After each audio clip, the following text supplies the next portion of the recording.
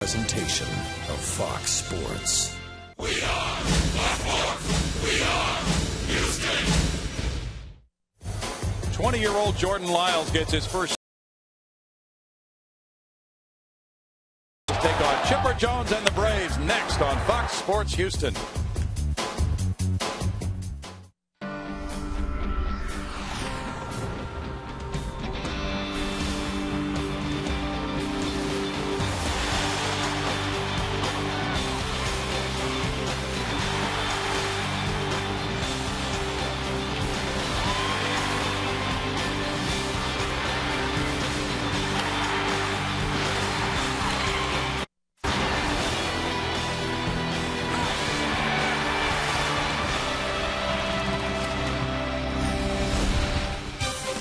Live from Minute Maid Park in Houston, Texas, Fox Sports Houston brings you Houston Astros baseball. Tonight is game 2 of this 4-game series. The Astros meet the Atlanta Braves. Good evening, everybody. Bill Brown, Jim DeShays, Jeff Bagwell joins us a little bit later for the ball game tonight. And Jordan Lyles gets his first start at home, JD. Yeah, third start overall for Jordan Lyles. Astros pitching got bludgeoned last night. Here are the numbers on Jordan through 2 starts, 0-1 with a .491. Very good at Wrigley. Struggled last time out in San Diego. Mike Minor goes for the Braves, the young left-hander. Meanwhile, the Astros have the speed merchants. Jason Bourgeois leading off. Michael Bourne, number 2 in the lineup tonight. Hunter Pence is playing with that 21-game hitting streak. We'll be back with game 2 in just a moment.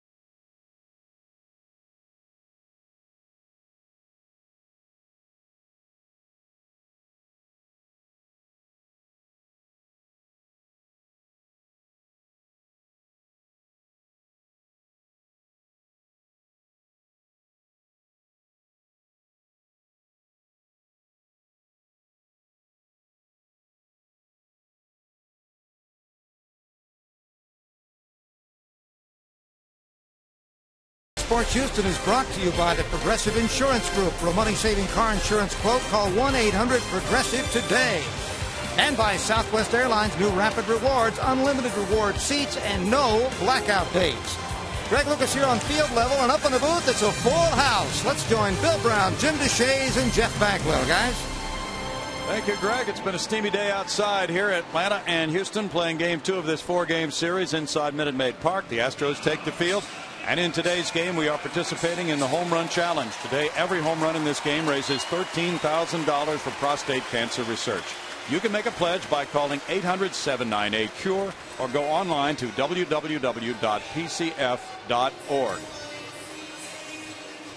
Now the Astros ready to go. Jordan Lyles is warming up to face this in Xfinity starting lineup. And you see Jordan Schaefer in center field, Dan Uggla at second base.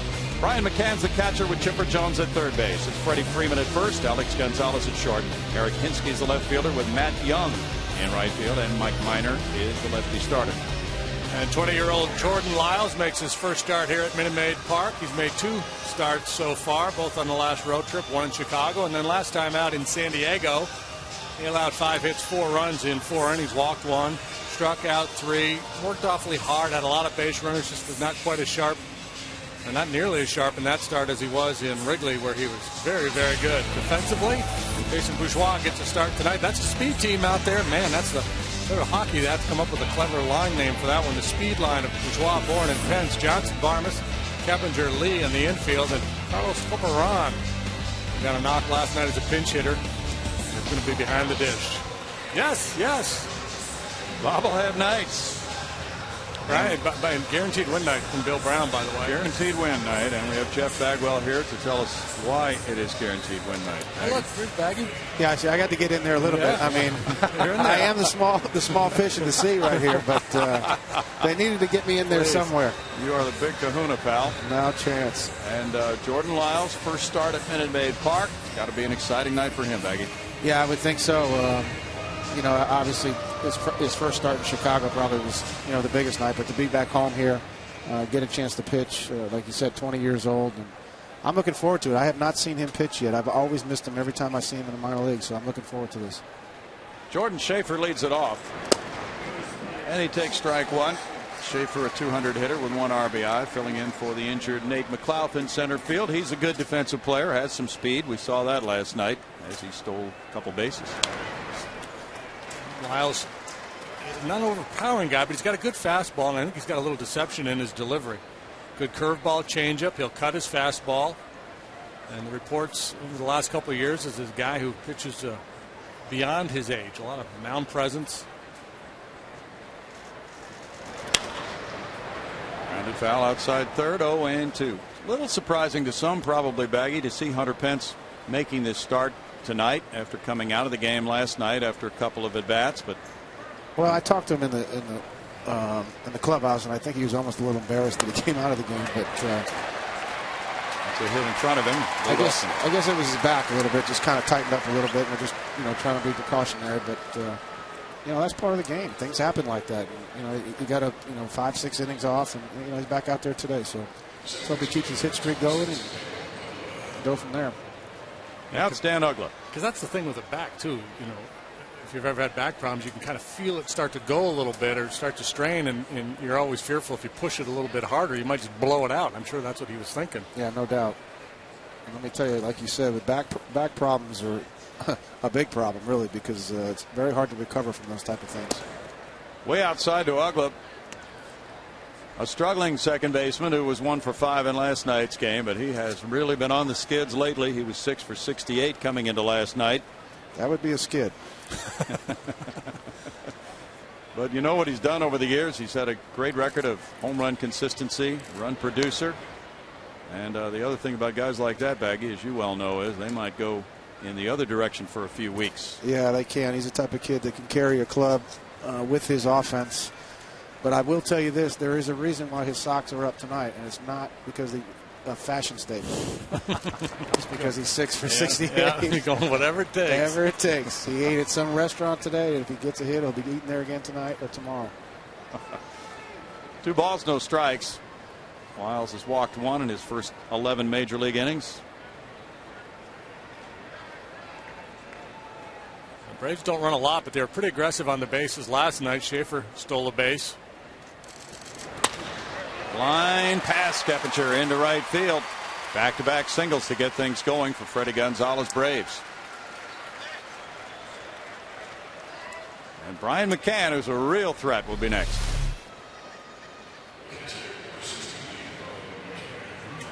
Had a double on a hanging breaking ball last night. He pulled the left. This time a fastball away, and he just kind of short strokes it into right. Those are the signs that you look for as a hitter too when you've been struggling. Is if you can take a fastball like that and actually hit it to right field, that means you're staying behind the ball, staying through the ball instead of pulling off. I mean, anybody can slam a hanging breaking ball down the third baseline, but to take a fastball like that and hit it over there, that means things might be going in the right direction for him. I hope not until he gets out of here, but those Sox are going to be up tomorrow too. Yep. Probably won't wash his T-shirt. Yep. Shift is on for McCann. McCann puts it in the air. And the shortstop, Clint Barmas, handles out number 1. That's huge right there. Very dangerous hitter. And Braves, after banging the ball over the ballpark and out of the ballpark last night, a chance to do some early damage. And Jordan Lyles just got a very dangerous hitter. A meek pop-up on the infield. That's what I've heard over the last couple of years about Jordan is he gets away with a lot of fastballs up in the zone, and that might be the deception thing you were talking about, Jimmy. I know when you pitched, you got away with a lot of fastballs up because of your deception and delivery. Maybe it's the same thing with him. Yeah, that's what I'm thinking. And I noticed it in Wrigley. There was a lot of swings and misses, and I just not squaring up balls that you thought maybe they would be able to get to. And the other thing in this is getting real deep, and this would be more of a Brad Arnsberg thing. I read a story not long ago, and they talked about pitchers with long strides. And just the extra little bit. See how long his stride is? And the little, he gets him out here in front and just, maybe takes a foot off. 5, 6, 7 to a foot off, fastball getting by you. Yeah. Chipper Jones had 3 hits, including a homer last night. Tom Seaver could tell you a little bit about that. Roll up the middle. Keppinger with a toss. There's Barmas turning. A 4-6-3 double play. No runs, 2 hits, 1 man left. No score.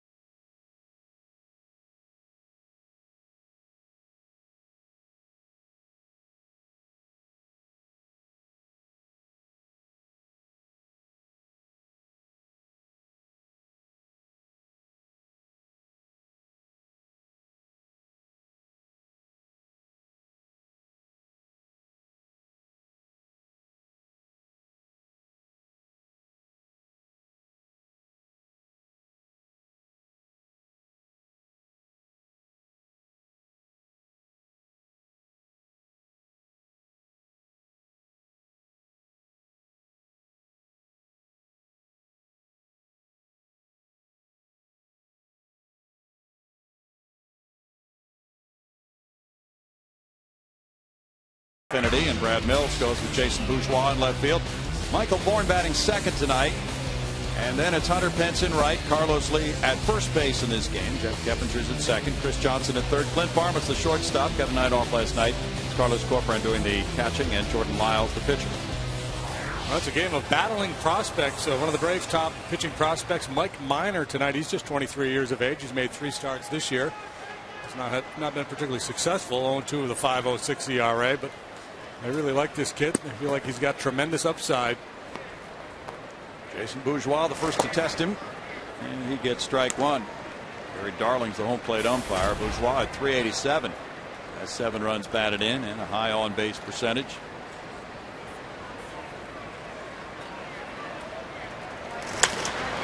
Hits that one in the air toward left center field, and Jordan Schaefer is in position. 1 out for Minor. Well, let's look at the Braves defensively tonight. I bet our left fielder can beat their left fielder in a race. Hinsky's got plenty of power. Schaefer in center. Matt Young is the right fielder. He's from born in Temple. Chipper Jones, Alex Gonzalez, good solid defenders on the left side. Ugla's played above the norm this year. Has been very good defensively, and Freddie Freeman can really pick it at first. Ryan McCann back behind the dish. Michael Bourne had a big game last night with 4 hits. There's strike one. 286 for Michael, 1 homer, 21 runs batted in. He had a triple and 2 doubles. Among those 4 hits, that tied his career high. Why is he hitting second? Well, there's a left-handed pitcher on the mound. Brad Mills explained he's gone with Bourgeois leading it off before against the left-hander, and he said he's my only left-handed batter, so I don't want my only left-handed batter leading off. Toward the left field line, and Hinske comes over near that line, stretching, sliding. That's a fair ball into the corner. Bourne around second, and he's going to turn on the Jets and go to third. Another triple for Michael Bourne, his 5th. Well, you said it, J.D. Yes, he did. Our left field is a little faster than this one. No offense to Eric, but. And this is a slicing fly ball. And yeah, it's a long way to go. And it's just, you run out of room over there with the wall, too. At some point, you have to leave your feet. Either that, you're just going to go headlong into the wall. But that's a rare triple down the left field line. You almost never see that, especially in this short ballpark. Biz would have already had his elbow pad off at second by the time that ball hit the wall. 30 triples for Michael Bourne. The infield stays back for Hunter Pence on a 21-game hitting streak. Got it in early tonight. Yeah, I told him to. I just saw him. I said, I'll get you tonight. I promise you. 317 for Hunter, 8 homers, 45 driven in. He's going to demand equal time like a politician. He's going to want rebuttal. It's a 12-game hitting streak for Michael Bourne, which ties his career high. He has no idea the blindside hit he just took. He'll find out, though. Somebody will tell him. Watch that. He's going to answer his cell phone here in pretty short order. Yeah. Whips one, left field corner. 22-game hitting streak for Hunter Pence. 1-0 Astros, and he will cruise into second base. Double number 18 for Hunter.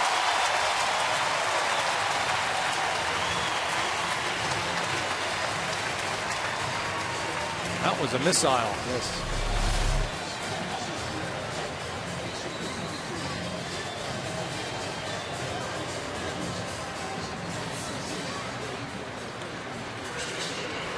Andre Ethier had the 30-game streak for the Dodgers. Hunter Pence now at 22. Club record 30 set by Willie Taveras in 06. Carlos Lee's the batter.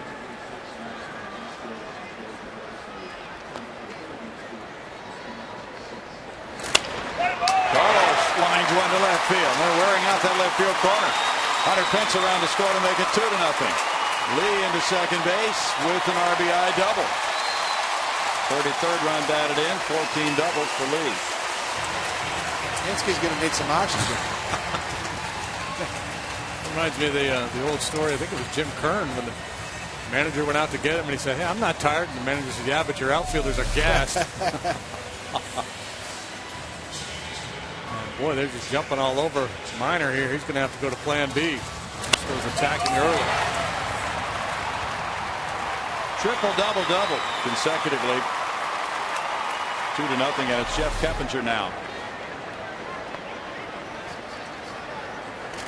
Keppinger went to the University of Georgia. They strike one to a 300 hitter with 8 homers, 45 runs batted in. 6 runs batted in. I wrote the wrong thing. Wrote the wrong line down for Jeff.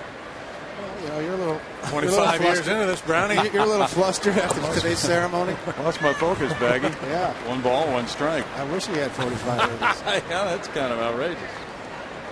That's actually Hunter's line. 1-1. It's Johnson on deck as the Astros try to make it a huge first inning. And rolls over on it, foul. Keppinger back at this number 5 spot in the order. He had several games there, then moved up to number 2. So Brad Mills is trying different combinations.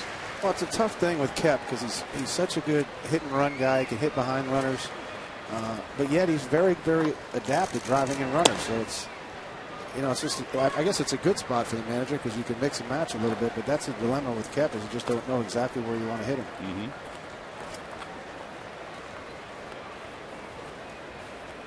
Red Mills Club has had a rough time the last week with men in scoring position. Tonight looking good. Rolled out to second base. See him hit behind that runner? Yeah, he got him over. 2 outs. 2 out sac fly is not going to help a whole lot. No, I hit a bunch of those. Minor went to Vanderbilt. He was a first-round pick in 09, the 7th player drafted by the Braves that year. Now it's Chris Johnson.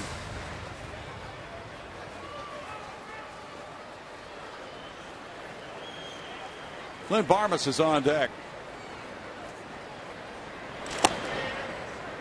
That's strike one call for Minor. Minor's been up and down between the Braves and their minor league AAA affiliate Gwinnett this season. 226 for Johnson with 6 homers.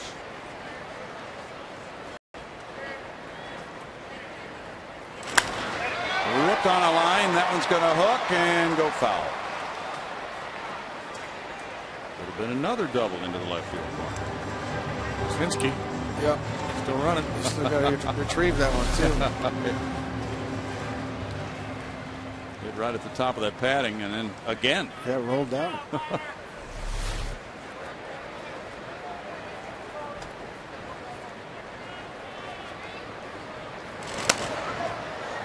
That's a foul ball. The Astros are 11-8 in games started by southpaws this year. Their lineup, predominantly right-handed hitting lineup. Last 4 games, 4 for 43 with men in scoring position. The Braves do pitch well. A 2.99 staff ERA coming into this game. That's pretty solid. When haven't the Braves pitched Yeah, well? seems like True. they've had good pitchers forever. Freddie Gonzalez got a win from Tim Hudson last night. He pitched a solid game. 2 runs in 6 innings. Tommy Hansen goes in this series. He's been a very good quality right-hander. You're right, though. It's not much breathing room when you're facing the likes of Derek Lowe and these other guys, Baggy. No, there's not. You know, and it's been the case with the Braves ever since I can remember. Ever since I got to the big leagues, they just keep running them at you, and you know they win a lot of games. You know, with 3-4 runs a game. That's it. 2-2.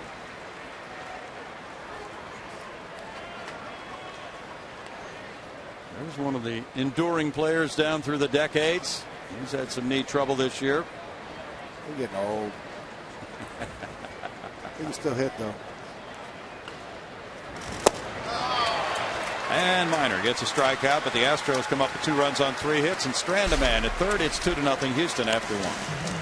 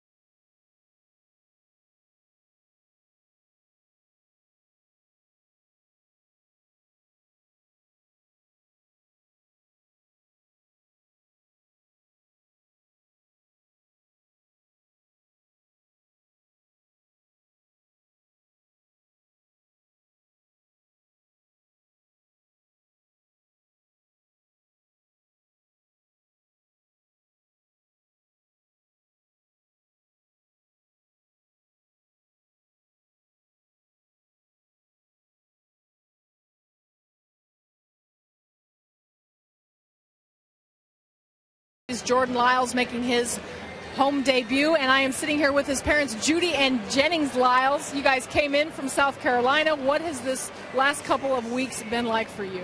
we have really been on a high with all the publicity and all of the support that we have had from all of South Carolina supporting Jordan. Well, and I know you guys went and you saw him in Chicago. Mr. Lyles, if you can just tell us what it was like for you to go see your son out there pitching in the big leagues for the first time. Oh, it was a big thing. The Major League Park like Wrigley Field with all that tradition, it was just great. And first time, a debut, it was just great. And of course, now here coming, this is the Atlanta Braves, the team Jordan, your whole family grew up watching. Tell us what you just told me about what you said to him. Of course, you all are big Chipper Jones fans. Yes, we've always been Brave fans, but this week we have Astra fans, and this week I asked Jordan about pitching against Chipper Jones because we have always idolized Chipper Jones, even when the 5 boys played ball, all 5. And he said, "Oh, Mom, it's just another batter."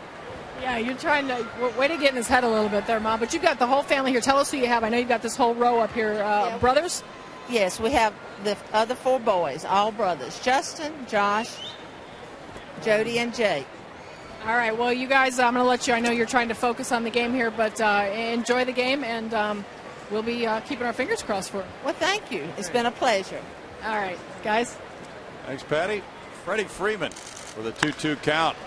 Hit a tape measure homer last night. Now a deep drive to left field. And up against the wall, Bourgeois jumps. And the ball kicks back off that wall toward the infield for an opposite field double for Freeman. No, I didn't think that ball was going to go that far. No, I'm surprised when Jason retreated to the wall. Obviously, he had a pretty good line on it. Nice job by Michael, too, to come all the way over there. Yeah, that ball got in on him. Yeah, he jammed him.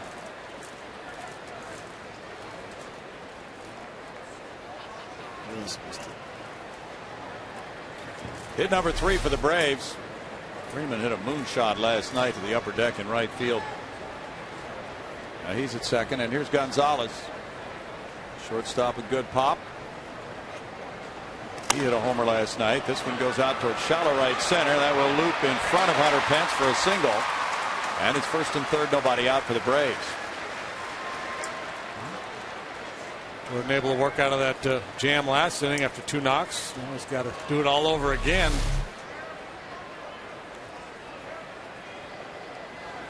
That's the one thing I noticed in his start in Wrigley and in San Diego. Even though he's getting hit around in San Diego, his tempo never changed. He just kind of kept that same approach.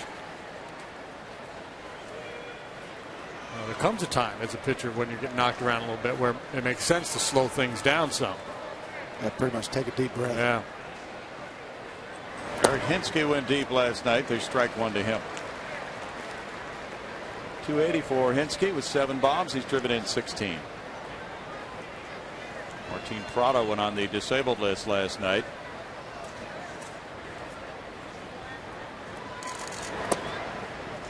Good looking pitch there for a strike, and it's 0-2 for Lyles. He's the youngest player in the majors, 20 years old. Wow.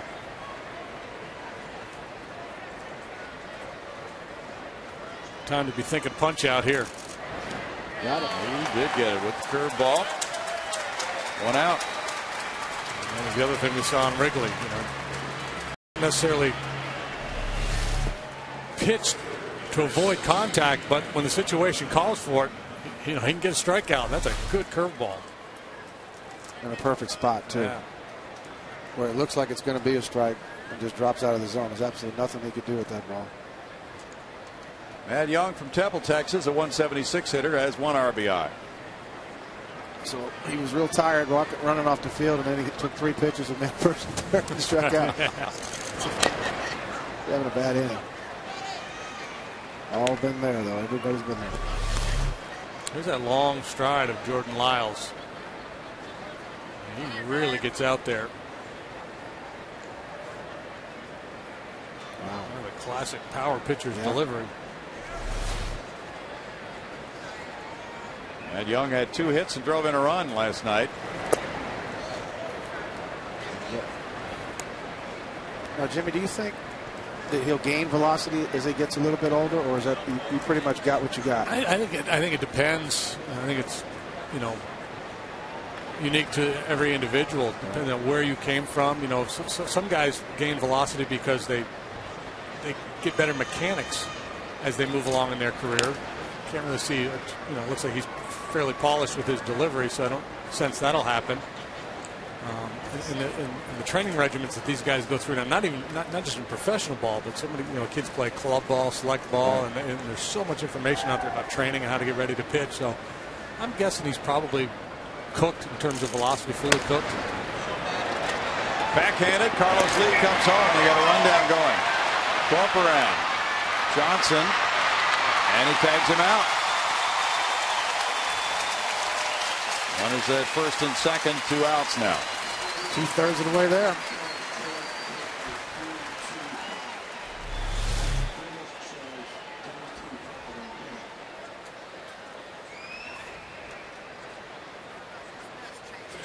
So situation there. The guy on third, he's taught that you can't let the double play happen. That's going to end the inning. But that would have been a very difficult double play to turn. That's a tough read for the guy on third base. It is. It really is, especially a kid that's, 20 years old, hasn't seen enough baseball. But I'm not sure, I don't know how well Young runs, but that would have been a very, very tough double play. Now Mike Minor. That way, if you get maybe a little bit older, you take 2 quick steps like you're going to home and then go back. Yeah. Because Carlos was looking straight at home the whole entire way. And at that point, then Carlos's only option is to go to first base because he's not going to have a play at second. But that's a tough play. That's not just something a normal base runner does. I would imagine, and not just young base runners. You talk to coaches and guys that have really good instincts. You really can't coach that. No, you so can't. For the most part, you just tell your guys, you just kind of follow here's the program. We want to make sure we set up double play on that ball. So that's exactly right. His job is it's very, very hard to coach something like that. And that's the only thing that I say maybe experience, helps out just a little bit, just because you get to see more and more baseball, maybe have an idea of what's going on. 1-2 on Minor, who is 1 for 14 in his big league career.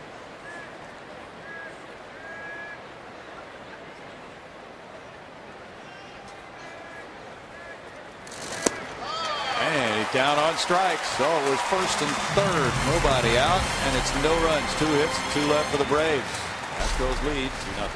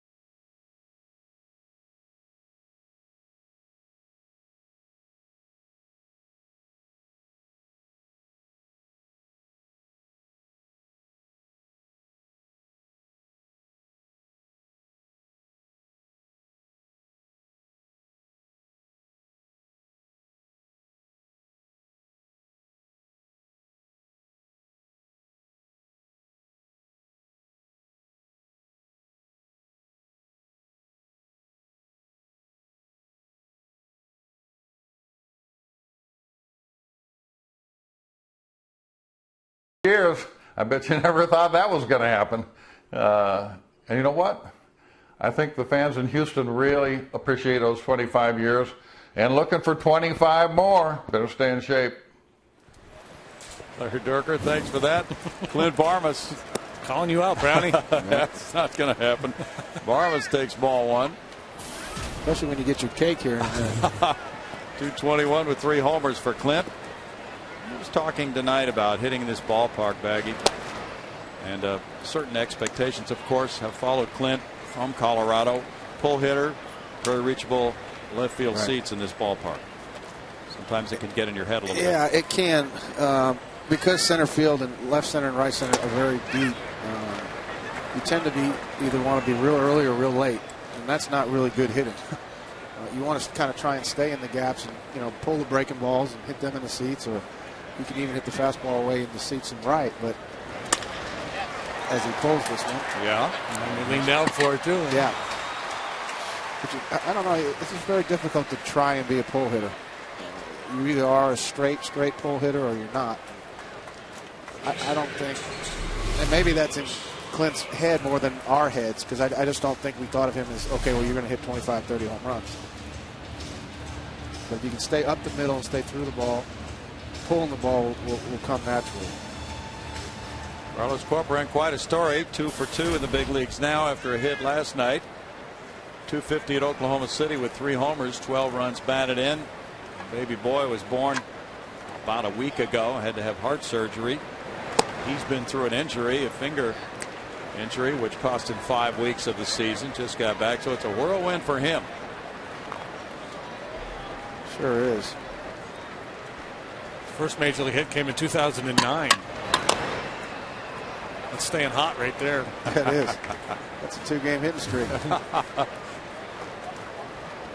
1-1 to Carlos from Puerto Rico, and his remarks in the Houston Chronicle were interesting about the medicine in the United States and how he's so thankful that he was here when his son had that surgery and got the excellent medical attention there in Oklahoma City. Our best always goes out to his family for his child. I mean, that must be a very, very difficult thing to have happen. I bet. He was drafted by Milwaukee in 2003. He moved with Arizona for a while. The Astros signed him last winter as a free agent. J.R. Tolle's getting a night off tonight, and Brad Mills would like to see J.R. get some more nights off because he is banged up right now. The way he was diving around for baseballs last night, his hamstrings have got to be killing him. Yeah.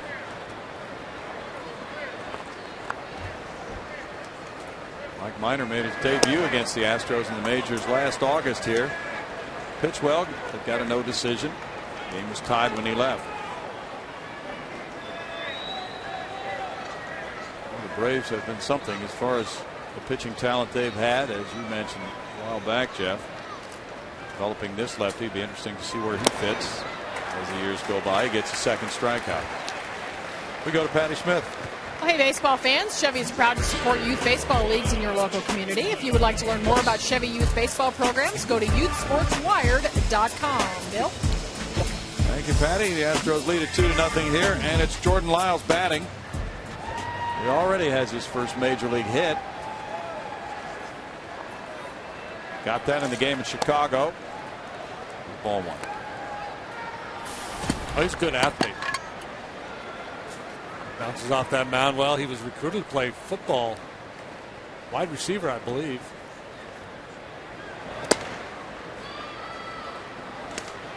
Two 2-0. He was a compensation pick. Signed and got right into the system and worked his way up very quickly. 2-1. Jordan gave up 2 runs in 7 innings in his debut in Chicago.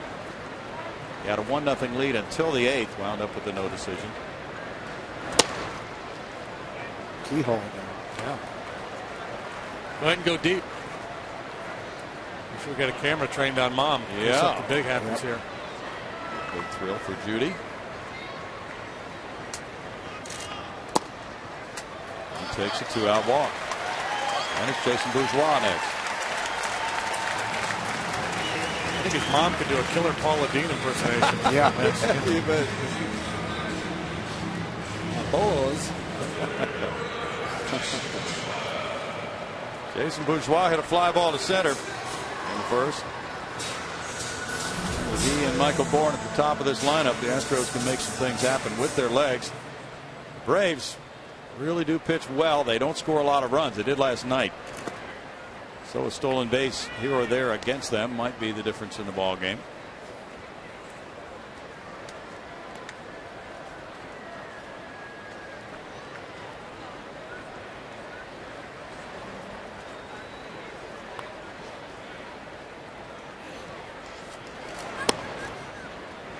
Strike makes it 1-1. This is a 4-game series. The finale will be Monday night. Then the Pirates come in Tuesday night for the first of 3.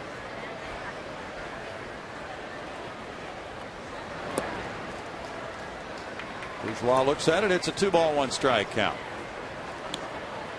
Mets and Pirates currently are tied 1-1, bottom of the 2nd at PNC Park.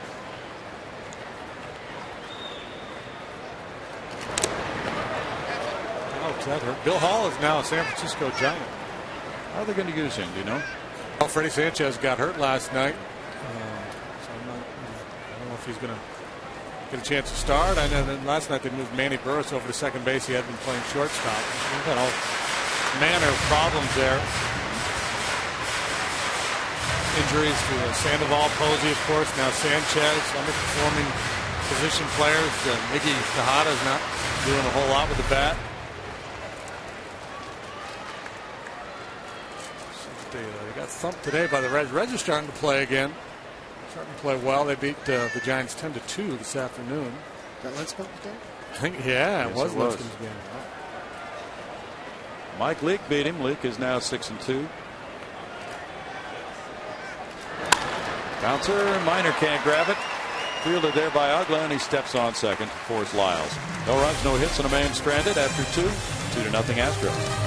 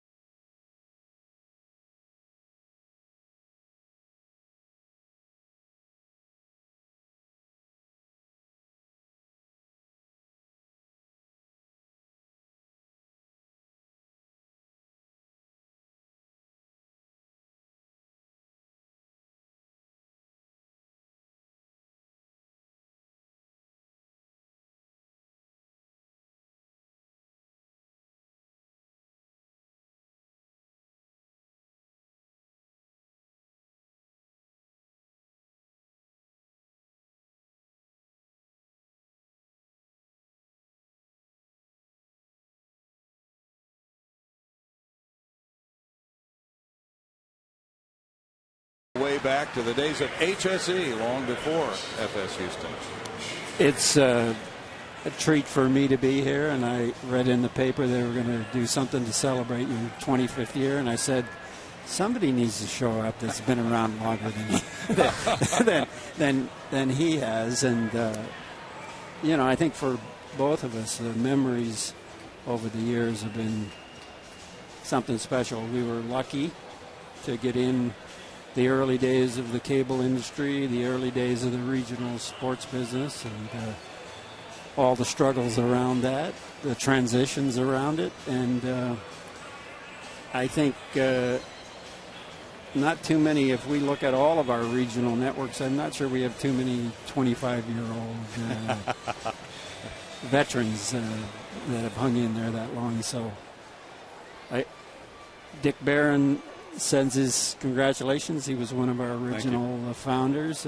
Ed Fraser sends his congratulations. Thank you. Joe King, you know, so these are names that Bill understands were part of our original ownership group. And, you know, I think they're all sitting there with a smile on their face. Well, thank you. It's been great being associated with you guys. And for those who don't know, HSE started in what, about 83 or so, Jack?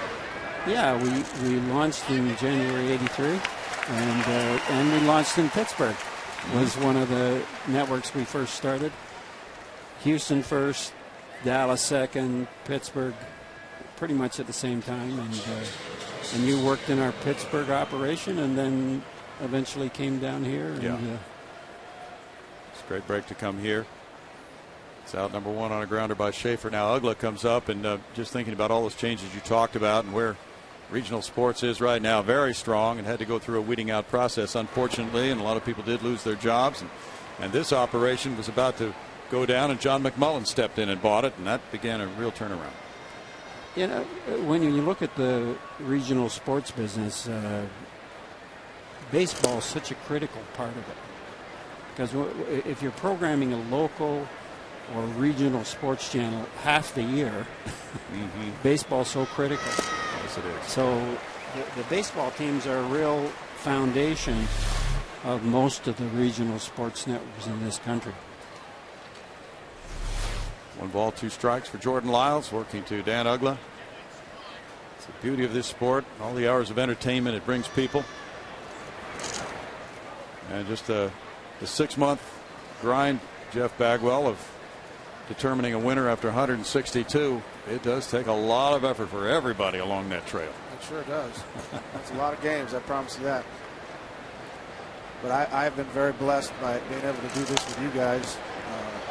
Because when you're playing down there, you don't realize the amount of work that you guys actually put into doing this stuff. And I want to tell you that I truly appreciate watching you guys and listening to you guys. And I think you guys just do a tremendous job. Well, thank you. You're a big part of it, too. And we always look forward to Saturday nights at home.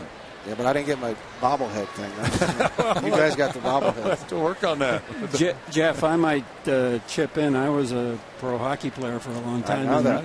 And that's how I got in the broadcast booth. Really, from being a player. Yeah, you just don't realize. It's kind of like when I took the job as a coach last year. I didn't realize the amount of effort that coaches put into what they do. So it's I have a true appreciation for everything you guys do. Got by. And it's ball 4, low bridging Ugla, so he's on with 1 out. And Jack, you know, the hockey season's a grind too, but the beauty of a sport like baseball or hockey is the fans have this continuity of following from beginning to end, and the season goes through many different twists and turns, but when you get to the end of it, you truly have followed something in the making there. The interesting thing is the Bruins, who are in the playoffs in the National Hockey League in Vancouver. I got drafted in '69 by Vancouver, and my brother played for Boston, so we're... You don't know where you're going with this one, yeah. So we're on the phone on a regular basis. That's been an interesting series to follow. I was out of town. Who won Game 5? Vancouver. Yeah, by one goal. Zip, yeah. One goal.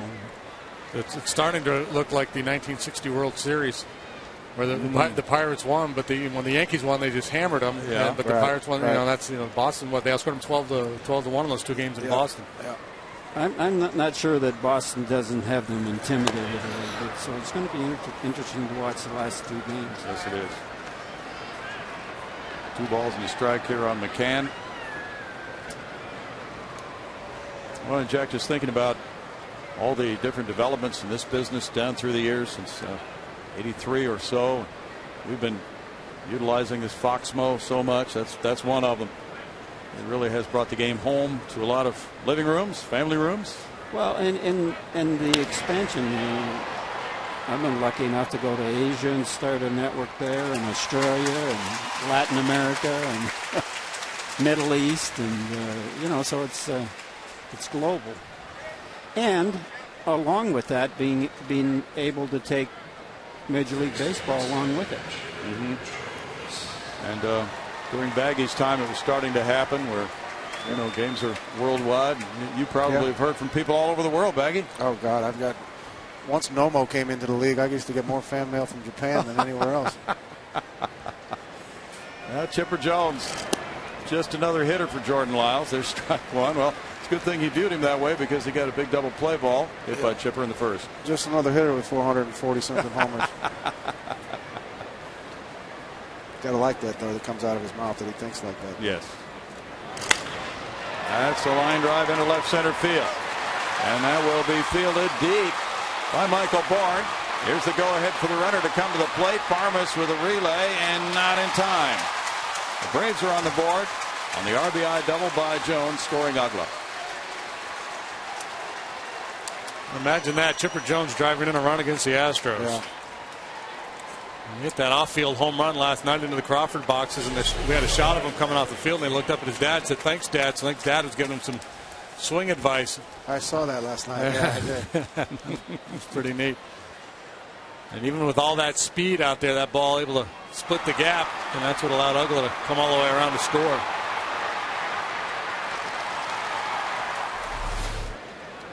So 2-1 now, and there are your all-time RBI men. Baggy. I think I'm going to get caught. Strike to Freeman. I've got 2 days to put a bounty out on him. Yeah, you can have it. How about that, though, man? Good grief. DiMaggio, Tris Speaker, Sam Crawford. That's an amazing number. 1 ball, 1 strike. You know, we talk sometimes about players being run producers or run scorers. Sometimes they're one or the other. Sometimes they're both. You were both. About 100 Pence. Can he be both? A guy who scores a lot of runs and drives in a lot of runs? Well, I think he can. Obviously, base running is a big deal in scoring runs, but you also have to have people behind you that can produce. And, I think we're going to get there. I think we're getting there. Carlos hasn't had his best last 2 years, but certainly a guy that can drive in a lot of runs behind Hunter. And most importantly right now, his hitting has really matured from where it was last year, where it was the year before. So the more opportunities you get to be out on the base paths, the more runs you're going to score. And he's starting to take those pitches that he used to swing at. Good point. Fly ball to right. 100 Pence moving over. Jack Stanfield, thanks so much for joining us. It's been great knowing you and the other guys you mentioned. My pleasure, Bob. Thank you. 2-1 Astros.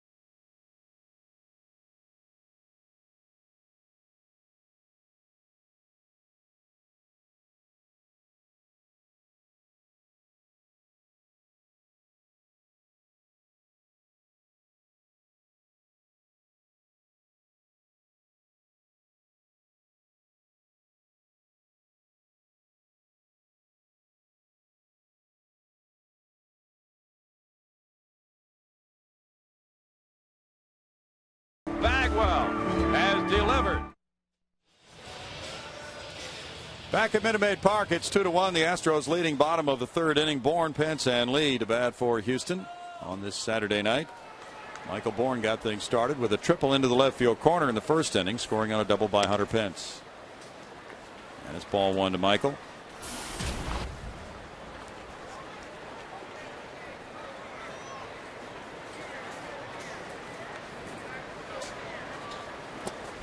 Tries to bunt his way on. Almost looked like he was squinting a little bit. Baggy. Yeah, I was just going to bring that up. But it truly is not that bad at home plate. It looks bad on TV, and he might be squinting a little bit. But when the pitcher releases the ball, it's not a problem. And we were worried about that when we first moved into this place in 2000. that was going to be. It looks pretty bad right there, but it's not. It's not quite that bad. Rolled out to second, where Ugla gets it over to Freeman. 1 out. And Hunter Pence bats. You know, Chipper Jones made some interesting comments in the paper the other day about Jason Hayward. Yeah. And we were talking about that last night. And you look at a Hunter Pence situation. You talked about that already, but he's one of these grinder type guys. A little embarrassed maybe that he came out when he did last night, but here he is right back in there, and that's the real challenge. You find anybody who's 100% in early June? No. Position players? No, of course not. But you know, that really, I'm sure that didn't come from Hunter. That came from Brad Mills. He just kind of said, "Hey man, let's get you out of there right now, and then you get it back in there tomorrow." And that's a good move. It was the right move to do. You know, I'm sure J. Mike or whoever made fun of Hunter the entire night after they got done, just because he came out after he got his hitting streak. But you know, those are part of it. You know, and the thing with Chipper, and I was listening to you guys last night, and you know, it's tough sometimes when you sit there and say, "I'm not coming back to I'm 100%," because nobody's ever 100%. Maybe the first day of spring training, but after that, you're done. Gonzalez and Freeman elaborate on out number 2. Freeman looks like a pretty good glove man. He does. He does. Well, I know that guy that just caught the ball at shortstop is real good at what he does. He is. Yeah, Freeman's like a Gumby down there. Tremendous flexibility. Check out Hunter. He's still nursing that back. He's hurt. Well, you know, guys, he takes such a violent swing, and not only does he take a violent swing in the game, but he does it in BP too. From swing number 1, it's 100%. You know, and I've had talks with him, and other people have had. You know, you just got to kind of slow it down a little bit, because the older you get, it's just tough to continue to do that. Who am I to say? But you know, it's just hard when you go that hard all the time to stay healthy. And you know, backs are tough. You know, there's something you have to rest every once in a while. It's not like a hamstring where you can kind of slow it down a little bit. Backs are tough. That's a good play right there. Yes, it is by Freeman. That's a 9-pitch inning. 3 ground ball outs for Minor, and 2-1 Astros.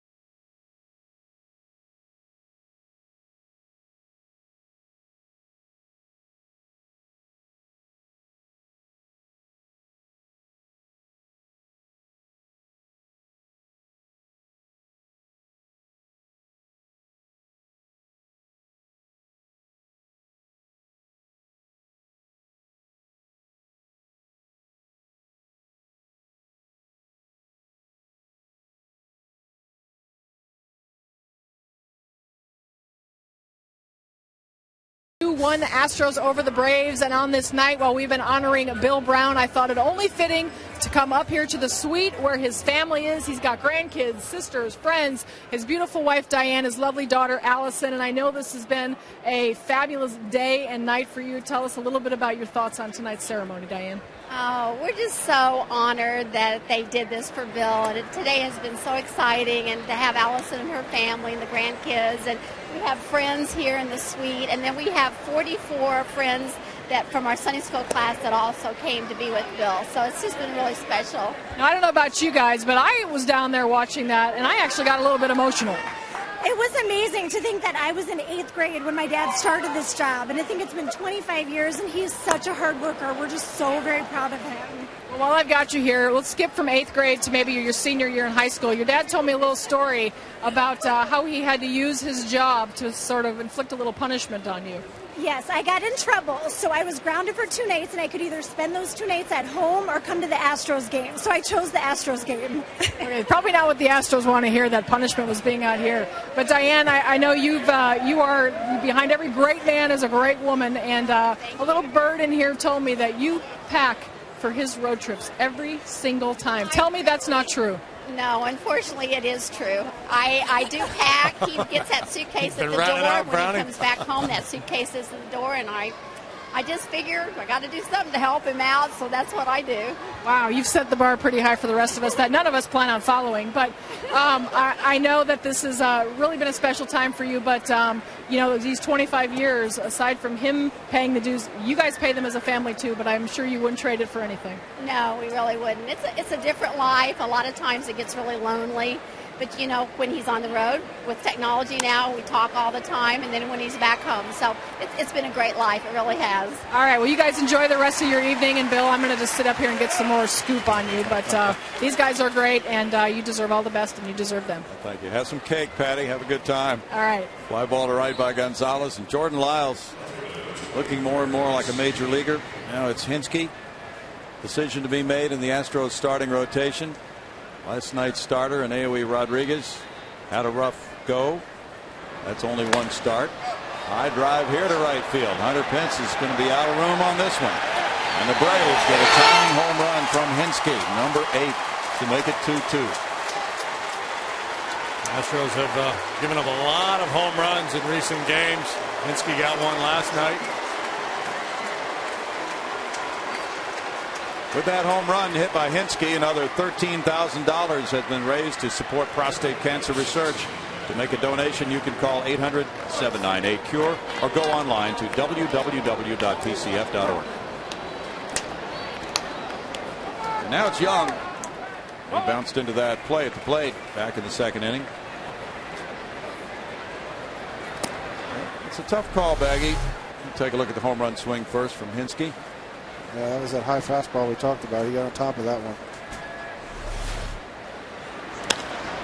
And this one will go foul. Chris Johnson angling over for it. Clint Barmas. And it drops.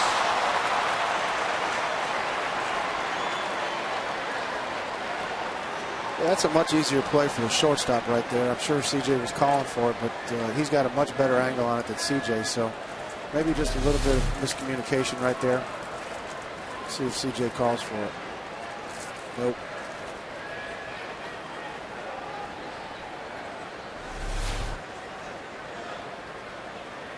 Tough play, though. Not routine. No. That's a strike, and it's 1-2. So you got a 20-year-old starter tonight. Mid-20s guy went last night. Looks like either or for the rotation. Everything's being kept close to the vest on that. So we'll see what happens. Well, and what I've learned on being on this side really is there's a lot of things that go on there. You know, that we picked up in Uri in the off season. Was it Rule 5? Was it Rule 5? Mm-hmm. So if you send them down, then you know you have to give them back, or you have to do something. I don't know. There's something you have to be able to do. Maybe you guys know more than I do about it. And Jordan has options. You can send Jordan down without any repercussions. So yeah, I think that Rodriguez they won't send out. And look at that, Rule 5 draft. Yeah, he was drafted and put on the roster. Has to stay here. If you try to send him out, then you have to offer him back to the other club, the club you drafted him from, and then for like $25,000 or whatever, they can get him back. And with an arm like Anuri Rodriguez has, I'm sure they would take him back. So I think the option is you move Rodriguez to the bullpen if you're going to keep Jordan Lyles in the rotation. And if you're going to keep Rodriguez in the rotation, then Jordan goes back and pitches every 5 days at AAA. Well, Mike Minor was strike one. And I know the talk, for a couple of years now is Jordan is going to be our big part of our future. So the one they're going to probably want to be careful with him, but yet you're going to want him to pitch. Double into the right field corner as it goes out of play for the pitcher Mike Minor. Right, and we always talk about these decisions as if there's a certain amount of finality to them, and they're not. I mean, you could send Jordan Lyles down to AAA, and 5 starts later, he's back in the big leagues. And the same thing with Rodriguez. You could bump him to the pen. 2 starts from now, somebody gets hurt, and he's back in the rotation. It's a fluid situation. Yeah, things can change real quick. And I know when Jordan first came up, Ed Wade's position was in a perfect world. He comes in, makes a couple of starts. Wandy comes back healthy. Jordan goes back down to AAA.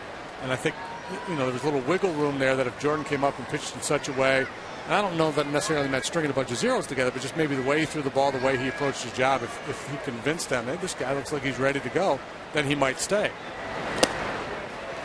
Right to Schaefer.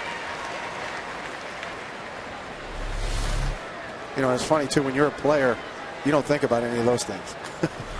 You're just like, what are we doing? Why are we doing this? Why are we doing this? I mean, you keep going through that, but there's such a big scenarios that go on. Well, that was an interesting graphic right there. 16 of 19 first pitch strikes, and the way he got out of those jams in the first 2 innings just tells you a lot too about how cool he is out there on the mound. He continued to pitch. He's a lot of times with a young guy, they get in trouble and they just start humping up and trying to overthrow the ball. There's no indication that was going on. Well, you got to remember too, also, as his mom and his dad said, they're a Braves fan their entire life, and now he's starting at home against the Braves. I mean, that's a big thing for a 20-year-old. Mm-hmm. So we have learned a lot about him tonight. 2-2.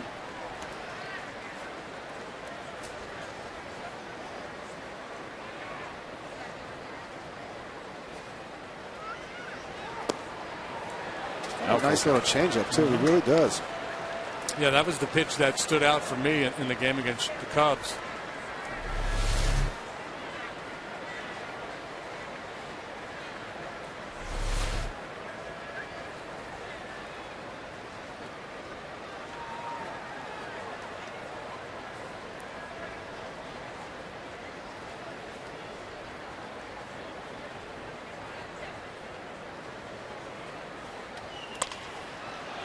Keppinger to his right. Over to Lee. And the Braves tie it with a Hinske home run. It's 2-2 in the 4th.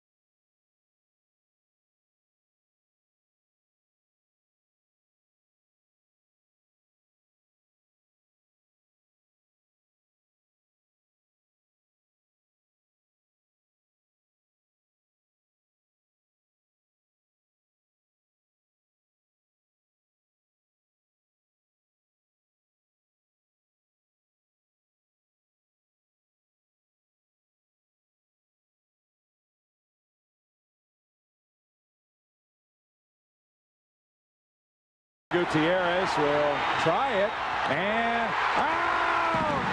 there it is! The Astros have won the Central Division title in 1997 after an 11-year wait. The Astrodome. And what a great call that was for Brownie. Of course, a great moment for Mr. Bagwell as well, as we relive some of the great moments of the 25 years. Thanks, Greg. There is Keppinger taking strike one, and just all the work that went into that after 11 years. Oh, God.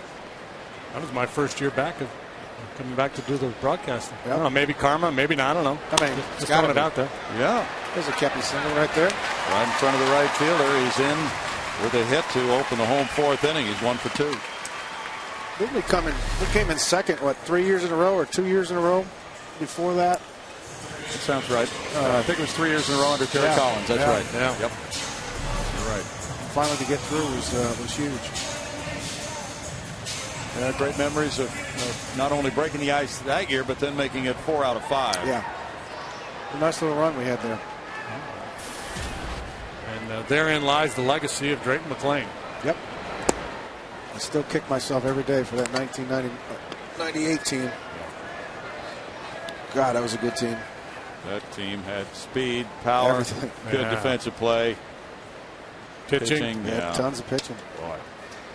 102 wins. Yep. That was when I used to sit. I always sat the last seat on the bus, and I remember sitting there one day just looking down the aisle going, wow. Of course, Randy Johnson's big, tall head was standing up first, so that made it easy to say wow. He was just so dominant that year. Sure was. Line, and the shortstop Gonzalez went up. 1 out.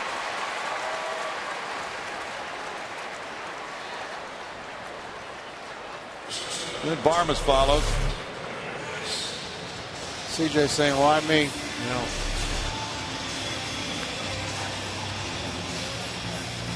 Barmas hit a fly ball to left in the second. Did you guys see this story today about the possibility of doing a little realignment? No. Putting 15 teams in the American League, 15 teams in the National League. Interesting. We were just talking about that a couple of weeks ago. And I saw this story online, and the story implies that it's being talked about between the clubs and the Players Association, and the one team they mentioned that might be a good fit going to the American League is the Houston Astros. Right. To foster a rivalry with the Texas Rangers. Well, that makes the most sense, probably. Not that a lot of people would embrace being an American League club here in this city. You wouldn't want to put the Cubs in there so they can have the rivalry against the White Sox? I don't think so. Well, it should be a team moved out of the NL Central, which has 6 teams, and moved into the AOS, which has 4 teams. Right. So then you got 5 teams in every division in baseball, and then you'd have interleague play the whole time. In this one story, what they're talking about is no divisions. 2 15-league teams, and the top 5 spots in each league becomes a playoff team. Okay. Kind of like the old format, yeah. except for instead of just having a pennant winner, you have 5. Right. So then you could probably balance out the schedule a little bit and make it a little bit more equitable. I'm not sure I'd want to go to the American League, though. Play all those 4-hour games. True. How about those Red Sox-Yankee games? Oh, my goodness. They never end. And then you'd have, 5 or 6 series between the Astros and the Rangers every year, which would be, I think, appealing to the people in Texas. But then the Astros would be going to places like Seattle and Oakland. A lot of travel. Not that any of the schedulers would put a whole lot into that. No. That was like your 2-game, 2-game, 3-game you guys just went on. Night game, day game, night game, day game. That was a lovely week. Sorry I missed that trip. Yeah.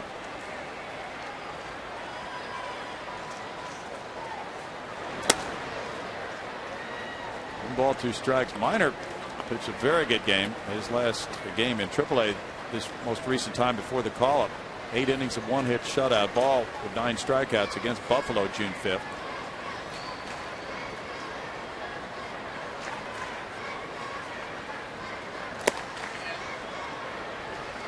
Two and 2. Braves have talented young arms for the late game strategy in their bullpen. Huh. That Venters and Kimball? Kimball, yeah. Golly. There's a drive to left. Hinske with that catch. We go to Patty Smith.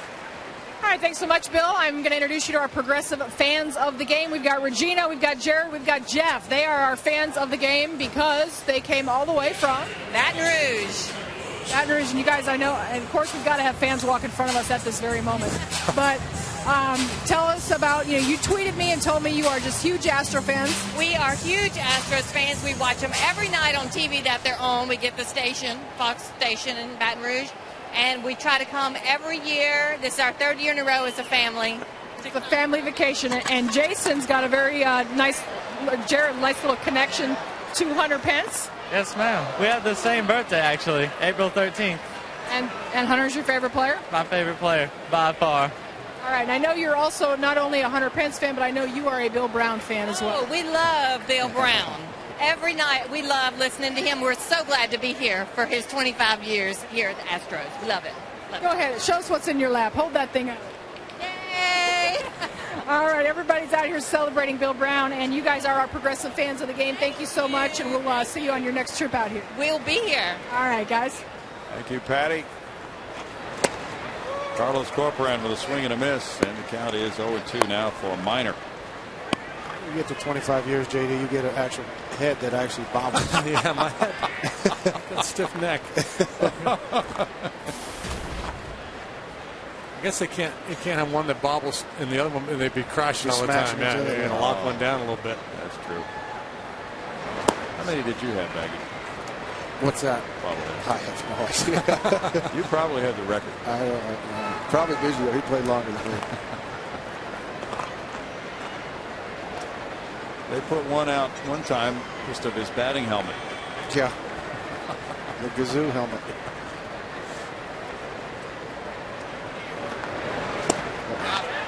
That's it in the 4th inning. It's no runs a hit and a man stranded after 4. Braves 2, Astros 2.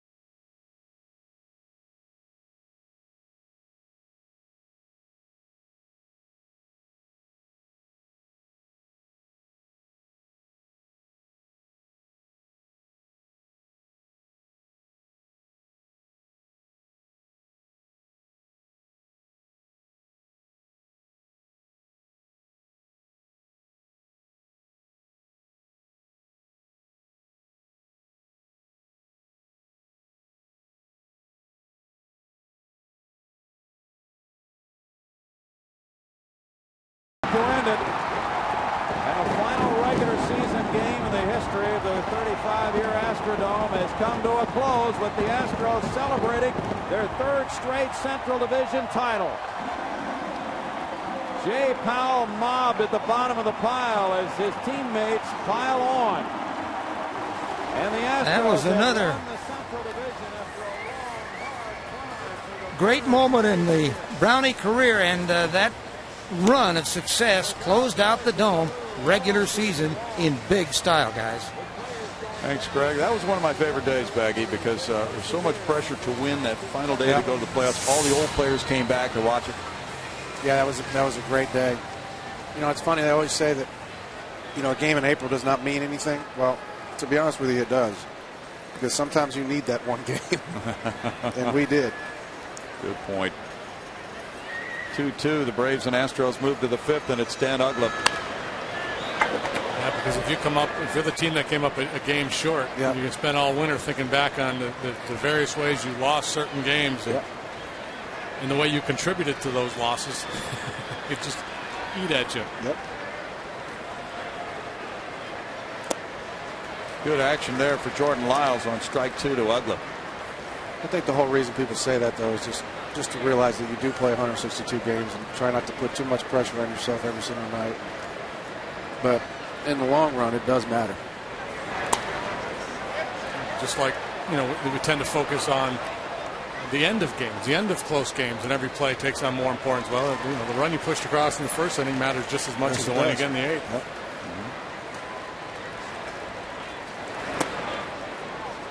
1-2. Some of the truly great players do come up at a very young age in baseball.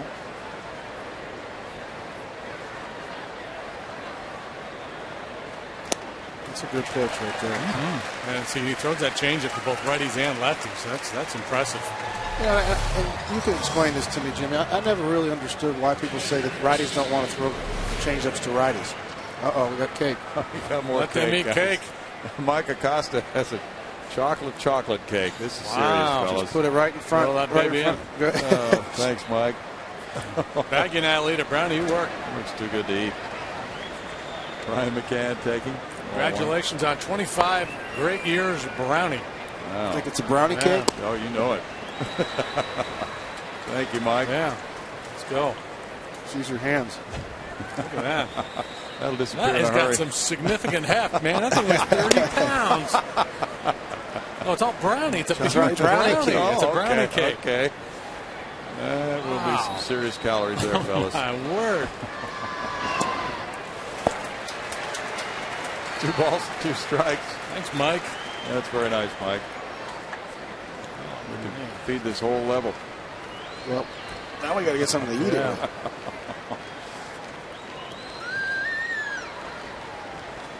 7 hits for the Braves, 4 for the Astros. The Braves have stranded 5 to the Astros. 3 men left on base. Infield shifted around for McCann, as it has been all night. 3 infielders between first and second. And McCann shoots 1 foul. Really good player here. Oh, God. No, not many catchers that are better than him. You're right. You do everything. And then to get back to your question about changeups, righty on righty, lefty on lefty. For me, when I pitched, it was easy for me to slot my changeup down and away to a right-handed hitter. And we were always taught you don't want to throw a changeup inside. That guy's swing, we kind of could run into it. So it was very difficult to try to throw a changeup away to a left-handed hitter for me. But what we're finding out with guys that he throws his right on the plate, but he just throws it down. Yeah. Well, the most important thing to me would be is you have to throw the type of changeup that it looks just like your fastball. That's what Greg Maddux did so well for so long. His two-seamer and his changeup were the exact same. Look. So when he would throw it in, I'd speed up thinking it's a fastball, and I'd swing over the top of it. And I think that's what a lot of guys have found success because, as a hitter, you see in, you think quick. Right. And it makes and I guess the thing that you're most fearful of as a pitcher is if you just hung one in there, then you get killed. But it's kind of, you don't really want to think worst case scenario when you're out there. Yeah. I don't want to hit this golf ball in the water. Yeah. That's not what you're trying to think. Yeah, that's right. Our leaders of the game is brought to you by United, proud to fly the Houston Astros, showing you something about Chipper, 442. And he's close to Baggy on the all-time home run list. Just 7 behind for 34th. I'll be getting passed on that one, too.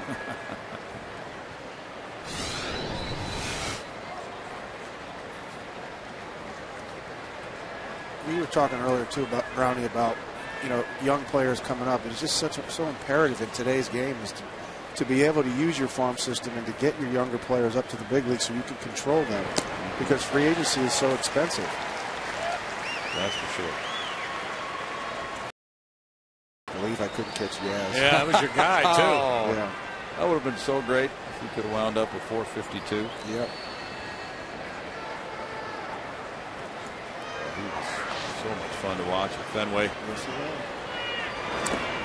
Oh, he's cheating there, wasn't he? Yep. And he does that a lot. All that experience, and he guesses right. quite often. Yeah, well, you know, when you get a little bit older, too, you got to cheat a little bit more.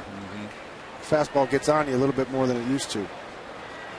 He's just been a tremendous, tremendous player, though, his entire career. Clutch player. How about that? Yeah, don't Chipper trying to intimidate the youngster staring out there. 1-2. Yeah, how about that? It's Chipper's mom, and probably got a similar reaction from Jordan's mom. Yeah. Over so. Well, we got change up a curveball here. We'll go in there with another heater. Yeah. That's a good change up. Super smart. He knows, Yeah, he knows that's good. That one coming, didn't he? I mean, yeah. He took that like he absolutely positive was coming. Good battle to follow here after Chipper bounced into a double play first time up, and then he had an RBI double in the third. See, and that's one of the challenges too for a young guy. You know, you face some of these icons, and you cannot let them intimidate you.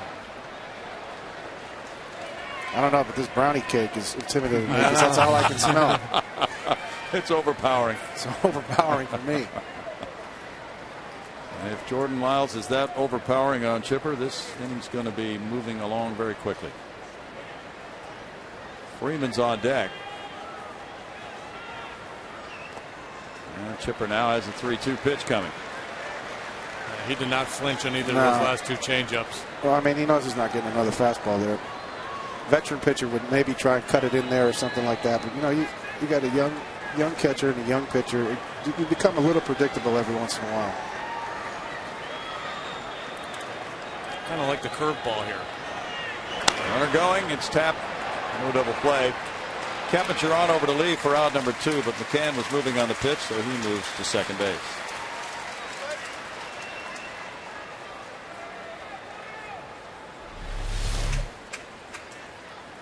Came back with a changeup, didn't he? That's what I thought it was, but then it said 89 on our screen. But I thought it was a changeup. 21-year-old Freddie Freeman has made an impression in this series. Doubled in the second, hit a fly ball to right. Well, we got to look at the Braves. They got this kid, 21 years old. How old is Hayward? Hayward's 21 too. Yeah. Right. I mean, that's got to be pretty exciting. Yes, it is. It's kind of like the Mets when they got Reyes and Wright up in the big leagues when they were 21 years old. Well, you can build around two players like that. The only problem is when that 6 years comes up, you start talking about 7-year numbers to keep him. Those are the numbers for Jordan Lyles in his third major league start. How do you think the Albert Pujols situation will be resolved, Baggy? Well, I'm a little baffled by that one anyway. They gave Holiday all that money. Not saying he didn't deserve it, but then, you knew you were going to have to pay Albert at some point. I still think Albert's going to end up hitting 300 with 30 and 100 or something. I don't see how you. Deep to left field, Bourgeois, though, is there. We'll get into that a little bit later. No runs, no hits. That's an important out for Lyles to keep the game tied 2-2.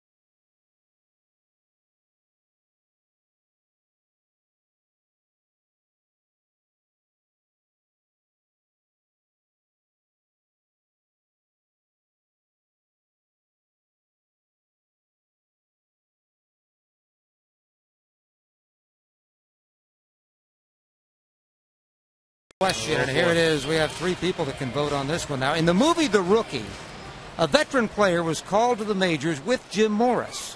What real-life player was that? Boy, Tampa Bay. You guys told me to look last night, but Yeah. I didn't go look. Did you do research? Oh, man. Well, I'll give you one clue right off the top. He once played with the Braves. Okay.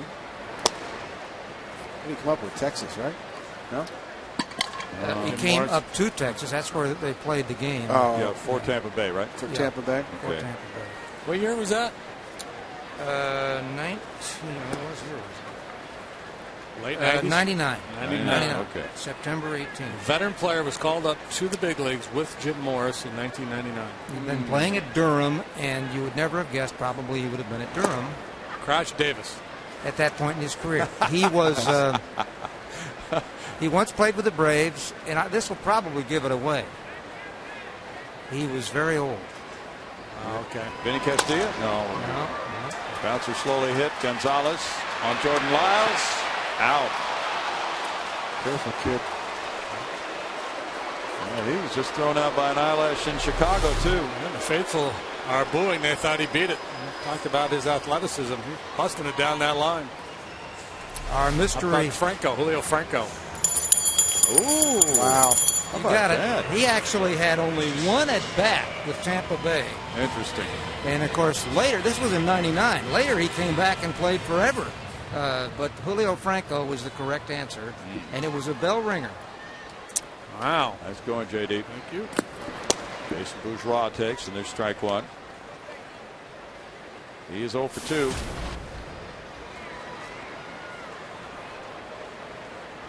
They tighten up at the corner infield spots. Well, this game following the pattern of many games this year where the Astros able to score early and give indications that maybe they're going to knock the starting pitcher out early, and then he's able to settle in and quiet things down. Minor has certainly done that. Banging it all over the ballpark there in the first. Bourgeois hit lefties very well this season. Almost 500 for a batting average. I'm guessing Hinsky's had time to recover out there and left. Especially after we hit a home run. 2-2. Yeah, his day turned around, didn't it? It sure did. Had to dig out 3 extra base hits in the first inning in a row. One little flare single since then. Now this is the place, though, in this ballpark that you want to play a guy like Hinsky in left field if you have a choice. Martin Prado is on the DL. Nice Saturday night crowd here. Well, you guys bobblehead. Run him out, Brownie. I know. That's strikeout number 4. As he chased that one, we go to Patty Smith. Well, be sure to surprise Dad with the gift of Astros baseball with the Father's Day 6-game flex plan. The plan allows Dad to choose the 6th game he wants to attend. Each account receives a $50 gift card from Lewis Jewelers, and plans start at just $42. Buy yours on Astros.com. Bill? Thanks, Patty. Michael Bourne tripled and scored in the first inning. He rolled out to second in the third. 7 hits for the Braves, 4 for the Astros. 3 of those came in that first inning in a row. Since then, Minor has settled into a rhythm. Sure has.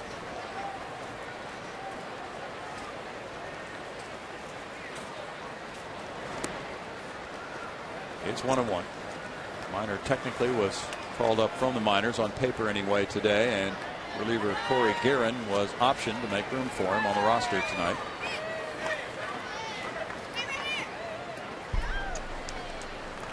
Astros miss Jair Jurgens in this series. You have to consider that a break the way he's been going. Yeah, that's good news. It'll be Brett Myers and Tommy Hanson tomorrow, and then Monday night Wandy Rodriguez and Derek Lowe. Now 3-1 for Michael. Jurgens 8-2 with a 1.82 ERA. He's doing it.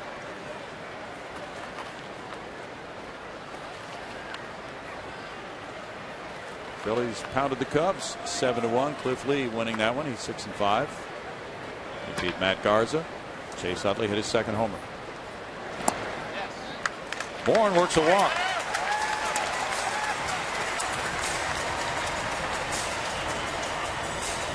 Hunter Pence will come to the plate. He had the RBI double in the first and grounded out in the third.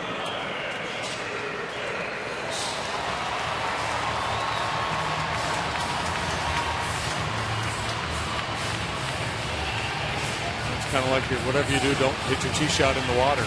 Whatever you do, don't walk Bourne. Yeah, exactly right.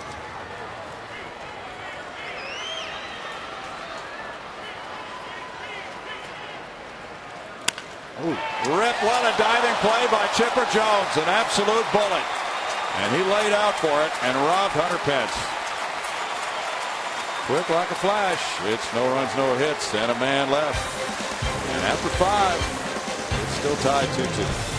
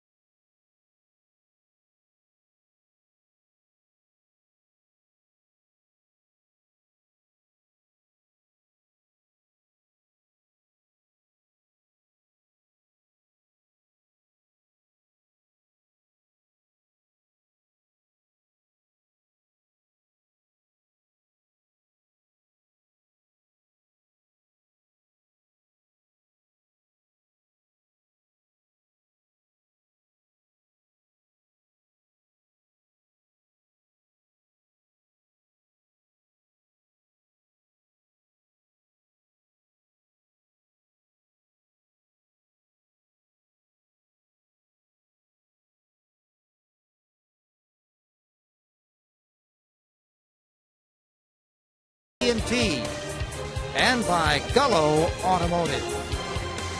Now back up to the booth, Bill Brown, Jim DeShays, and Jeff Bagley. Thank you, Greg Lucas. And it's a 2-2 ball game here through 5.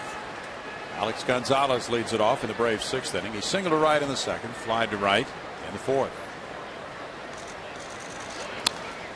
And there's strike 1. This will be a rather silent inning because we've all been enjoying chocolate cake. And then the next inning, we won't stop talking the entire time. We'll be on a sugar high for the rest of the night. Miles has thrown 93 pitches. Really what my life has become. Just one big conundrum of sweet or savory. It's like the big decision I have to make. I need times throughout the day.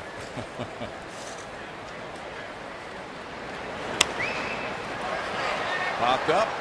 Chris Johnson. 1 out. Oh, you're going to get him. Oh, okay. They had a kiss cam.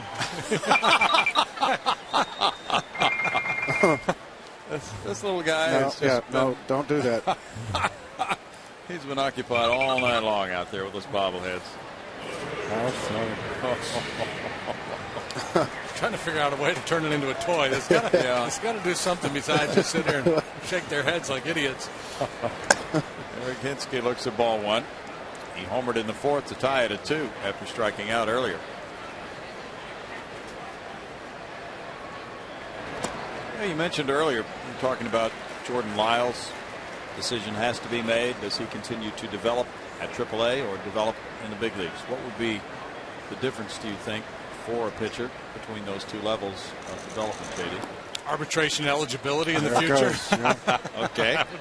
That would be, and that's, that's one of the things that is, I don't know if it's would have any bearing on this decision, but that's something clubs deal with all the time. Mm-hmm. Michael Bourne back in center. The difference is in the big leagues, you're here to win. So you know, every decision you make once you go on the field at the big league level and in between starts is all about getting ready to win a major league game. In the minor leagues, if you feel like a guy needs work on a certain pitch, you can make that point of emphasis. Tonight, hey, I want you to throw your changeup a bunch of times. I don't care the count. I don't care the situation. You know, you can do things like that in the minor league game that you can't do at the major league level. And I guarantee you one guy that does not want to see Jordan Lyles go to the minor leagues is his pitching coach, Brad Arnsberg, because Arnsberg loves a guy who can execute a game plan. He likes to be able to say, you know, if you throw this guy your curveball to get ahead, then you can finish him cutter in. And Lyles looks like he's got that kind of command. So I imagine Arnsberg would be one guy who's lobbying to keep him. I would bet on that one, too. And he's shown the ability tonight to throw all 4 pitches. Now, it's a little bit different scenario, given that the Astros aren't in a pennant race or anything. So there's not that angle. You're not worried about exposing a kid to some situations or right. Relying on a 20-year-old in a pennant race.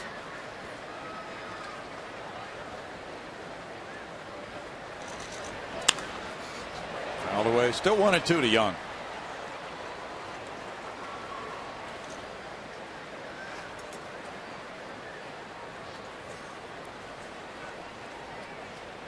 You got to imagine this is his last inning, though.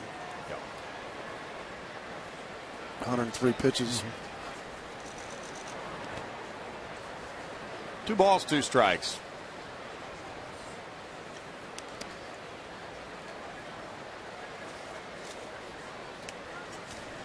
Lyles has certainly been competitive in his 3 major league starts. That's not an issue.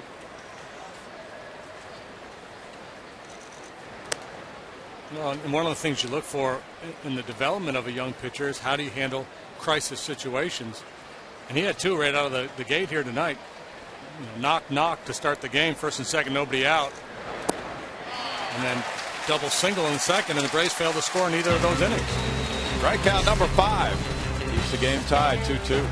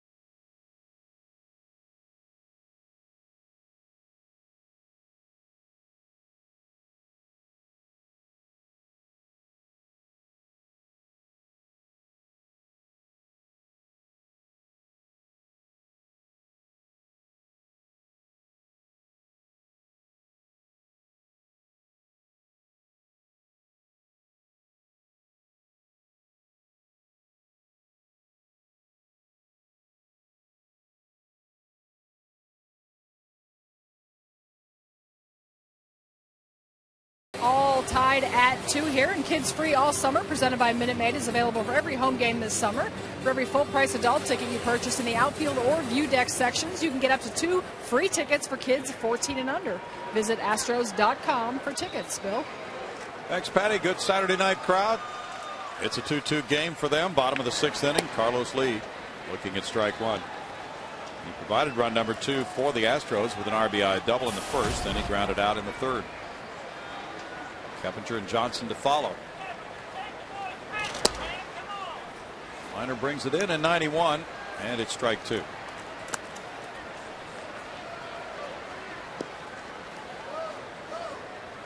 This kid has really settled down. He's only got 84 pitches into this right now.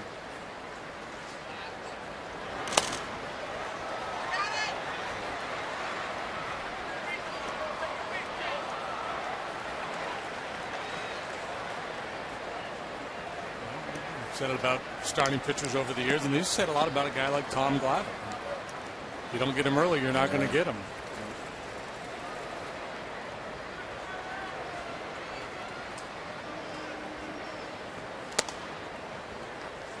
One and two to lead.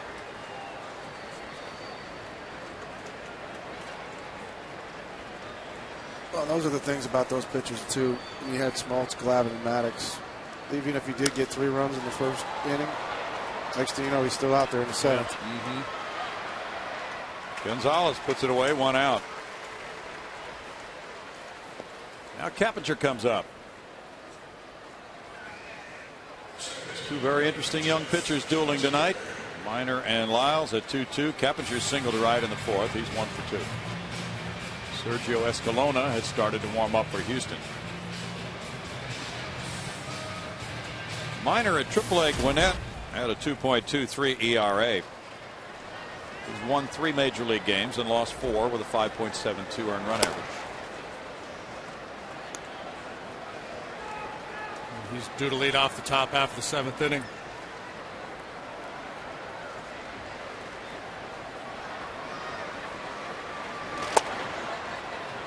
So imagine what Brad Mills is thinking. He's going to send Lyles back out there to the mound, and if Freddie Gonzalez sends up a left-handed pinch hitter, then perhaps he'll summon Escalona.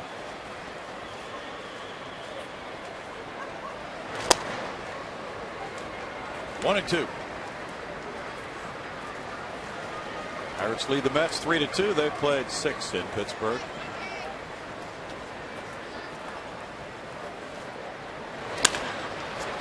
Chipper Jones diving to his left this time. Down the youth. Yeah, he's putting on a show tonight. Stole a base last night. Chipper's feeling pretty chipper. He is. Great diving play on Pence's liner. Now this one on Cappinger. And it's Chris Johnson next. Strikeout and a liner to shortstop for CJ.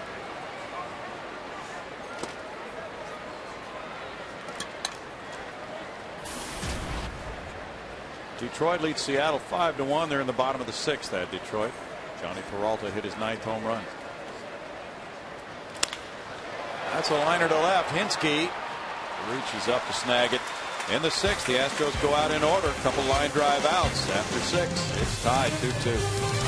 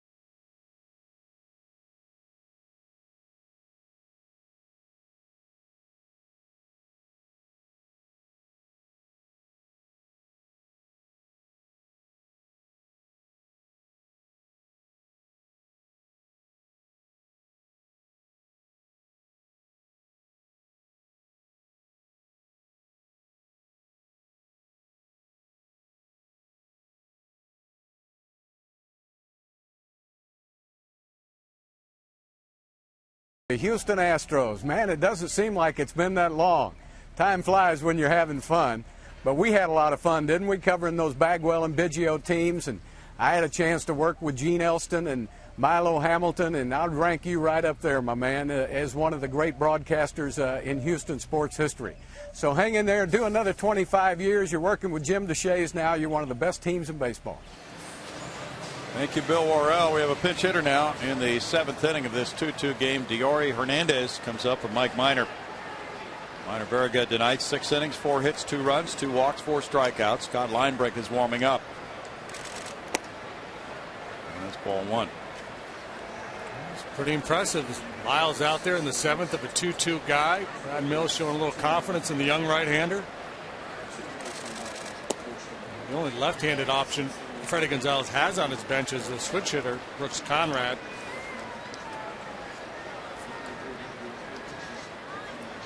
Minor threw 93 pitches, 59 strikes. Bouncer slowly hit. Keppinger in. Nope, didn't make the play. Error on Keppinger, his second.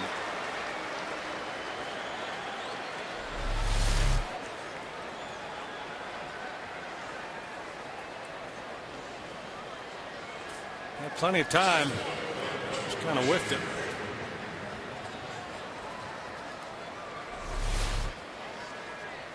Jordan Schaefer comes up now. Schaefer led off the game with a single. He's 1 for 3. Chris Johnson on the grass at third. See how Freddie Gonzalez plays it here. Popped up the bunt. Lyles takes a look at second, throws to first, and Carlos Lee got out of there as he caught that throw. Sacrifice, 1 out. Wilson Lopez and Sergio Escalona warming up for Houston. That was either really good base running or really lucky base running by Hernandez, because that's a ball that looked for a moment like it could have been caught and he would have been doubled off. I was able to get that arm pulled in and avoid the real scary situation. Yeah. I don't know how he read that ball, Hernandez. No, it didn't seem to be prudent, did it? But it worked out for him. Sacrifice for Schaefer. Dan Hugla has a hit and a walk in 3 trips. Line drive left. That's a hit in front of Bourgeois. He decoyed the runner. Throws in toward the plate now, and it's 1st and 3rd with 1 out. Hugla with 2 hits tonight. Now I imagine Brad Mills will go to the lefty for sure. McCann coming up. Yeah.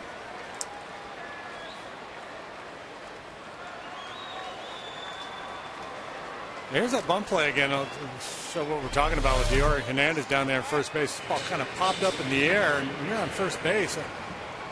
I don't know. It looked like. I'm with you, JD. I don't really think he read that right. He just kind of got lucky. Didn't he? Yeah. Now Brad Mills can go with Escalona to get McCann and perhaps stay in and turn around Chipper Jones. This call to the bullpen is presented by Verizon Wireless. Escalona's coming in. Jordan Lyles will not get a win tonight. And Lyles threw 22 of 29 first pitch strikes. The fans have loved his effort and his good results tonight.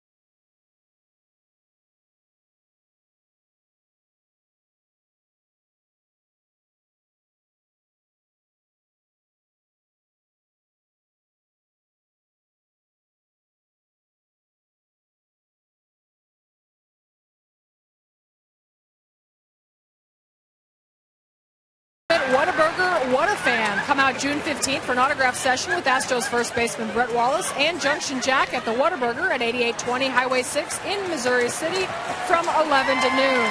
While there, you can sign up to be the ultimate Whataburger What a Fan and have a chance to win 2 sweet tickets for the Astros game on September 24th and Whataburgers for a year. Plus, be on the field for batting practice and throughout the first pitch. Don't miss this chance to meet Brett Wallace at Whataburger. Bill?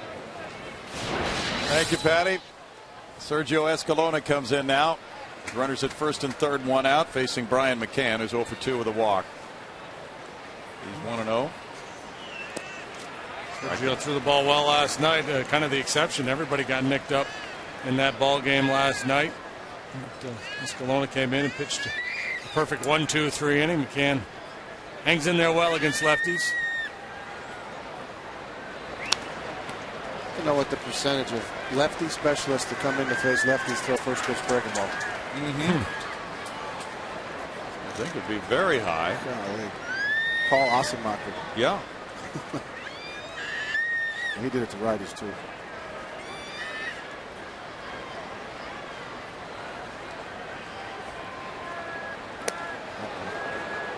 Wanted to. Got him. To keep him honest there. I'm leaning out on that breaking ball. Almost got the shirt. Almost did. McCann's hitting .383 with men in scoring position. Bouncer, Carlos goes to second. And then Barmas back to the pitcher. Escalona double play. That was slick. 3-6-1 on the double play. Still tied at 2.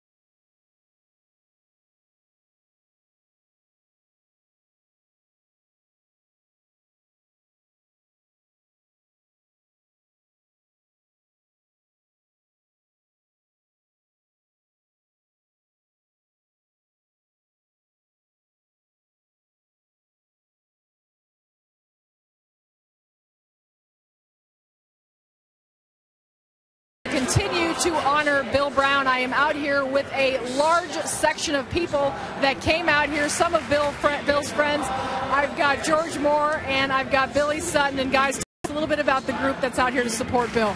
Well, it's our Sunday school class. Bill and Diane are members, and we got wind of his celebration coming up a few weeks ago, so we planned this kind of as a class outing.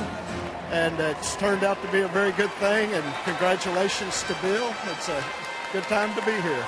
All right, tell us a little bit about Bill behind the scenes. What does he do in your group? And tell us about we only see Bill about 6 months a year. During the summer, we don't see him at all. And he'd come to church sometimes early on Sunday morning in early service, but he'll have to come out here during the game. But Bill is someone that will have responsibility of reading scriptures or something like that. And people are like me, as I am right now, I'll stutter when I'm reading scripture. Bill is perfect. He's got perfect diction, perfect expression. Enunciation. Big enunciation. All right, Bill, taking his enunciation from the ballpark to his church, to his Sunday school class. Good job. I know you've got all these fans out here that love you as well, and they're here supporting you. Thank you, Patty. Great to have them here tonight. 1 ball, 1 strike as Eric O'Flaherty's in the game here in this 2-2 affair, bottom of the 7th inning, facing Clint Barmas. He's hit 2 fly balls to left. Better not mess up your enunciation now, Brownie. Yep. Pressure's on. Pressure's on. Pressure's on for O'Flaherty now, too. On the road, 2-2 game. And talked about Venters, but O'Flaherty, a talented left-hander as well. Well, they have some nice choices out of the bullpen. He drops this one, has time to recover and get Barmas. 1 out. Yeah, he's got great numbers as well. An ERA of 1.52. Good strikeout numbers. Wow, pretty impressive stuff. This Braves bullpen. Freddie Gonzalez with a lot of bullets out there. 3 lefties, 4 right-handers, a lot of power arms. Flaherty's been having a heavy workload lately. This is his 5th appearance in June, and he's tied for 8th among National League relievers in ERA, 1.52. Facing Corcoran now. He has struck out both times. This one off the glove of Ugla. He scrambles and doesn't get him. Hard hit ball. Ugla knocked it down, but it got away to his right, and Corcoran reaches. Well, it's about time. And the Astros have hit some balls hard here in the last 3 innings for outs. Finally got rewarded. Great swing of the bat here by Carlos. It just eats up Ugla. Now Jason Michaels is pinch hitting for Escalona. Jordan Lyles with 6 1/3 innings, allowing 8 hits, 2 runs, walking 2, fanning 5, throwing 111 pitches, 72 strikes. And Michaels, who came in last night for the injured Hunter Pence to play right field, was 0 for 3 in that game. Taking strike 1. Escalona faced 1 man and got 2 outs. Double play ball on McCann.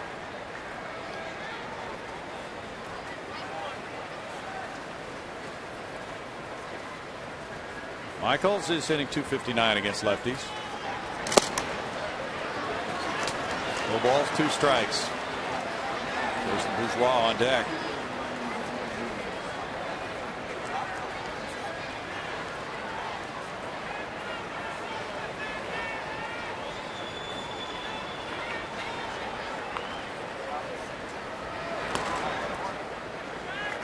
One and 2. We talked about the makeup of that Braves bullpen. A bullpen with an ERA of 2.57. A lot of power arms.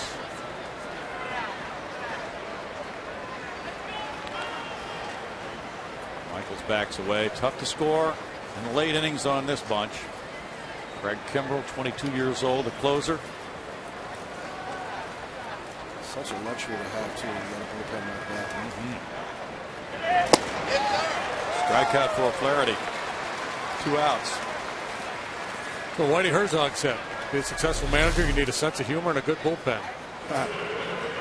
So he had a lot more going for him than that over in St. Louis in those years. Good breaking ball there from O'Flaherty.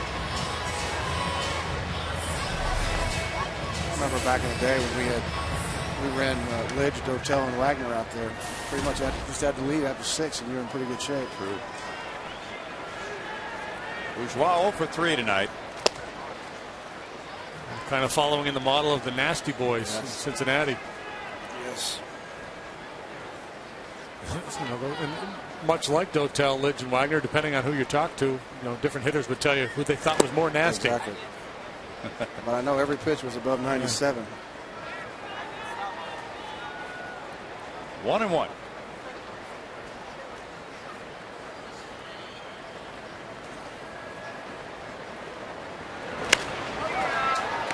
Shortstop Gonzalez with his back to the infield makes a stab at it. It drops as a hit. Corcoran into third base on a pop fly single by Bourgeois. Good effort by the shortstop to get way out there. Now he became the best option because Schaefer got a bad break on the ball. He was fooled initially and took a step back before breaking in, and it was too late for him. Gonzalez became the only option, and he almost got it.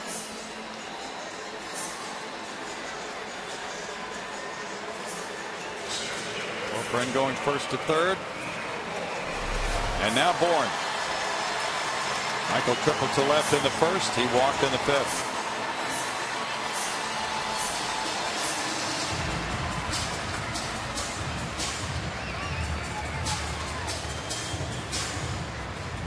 Hunter Pence is on deck with Chipper Jones in tight at third.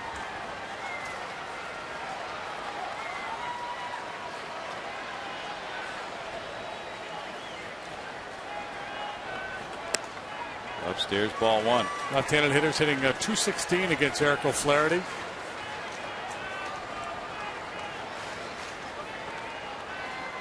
First pitch breaking ball again. To the lefty. Bourne is 0 for 4 against O'Flaherty. 1-1.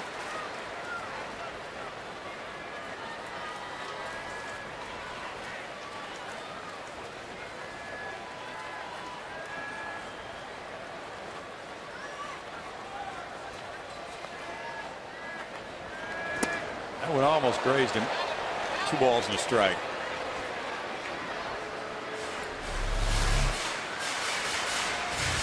Almost identical pitch to Sardar McCann. Almost grabbed his shirt.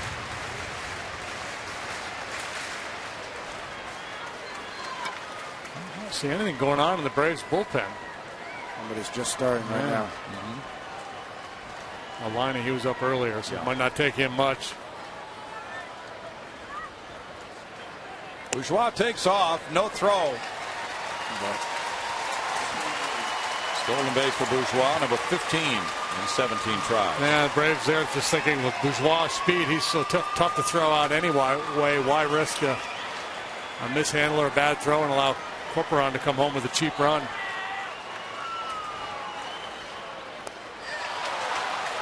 We're at 2 now.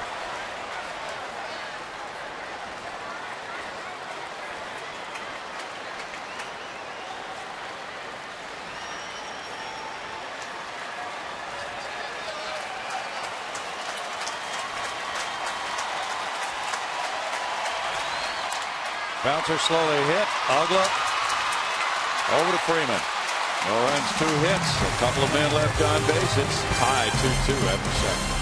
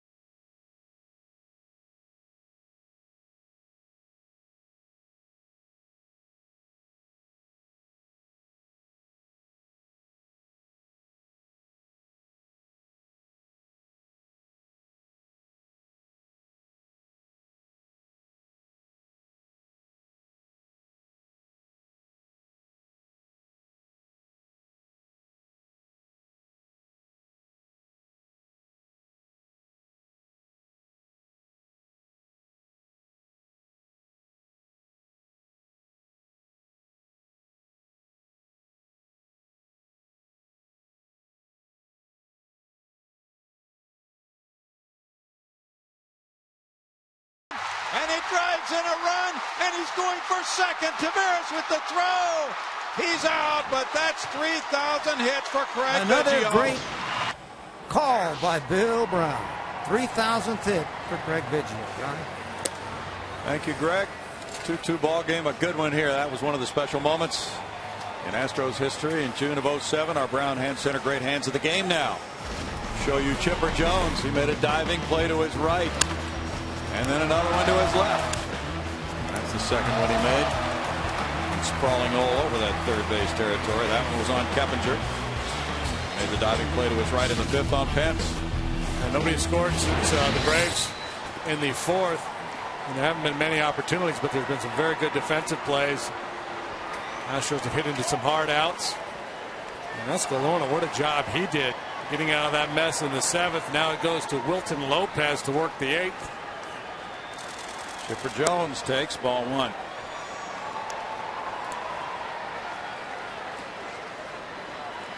Lopez worked the Thursday night game against the Cardinals, 1/3 of an inning.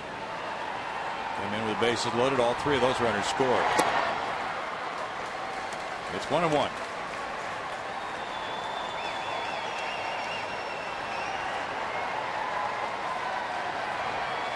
Lopez has pitched scoreless baseball in his last 3 trips to the mound.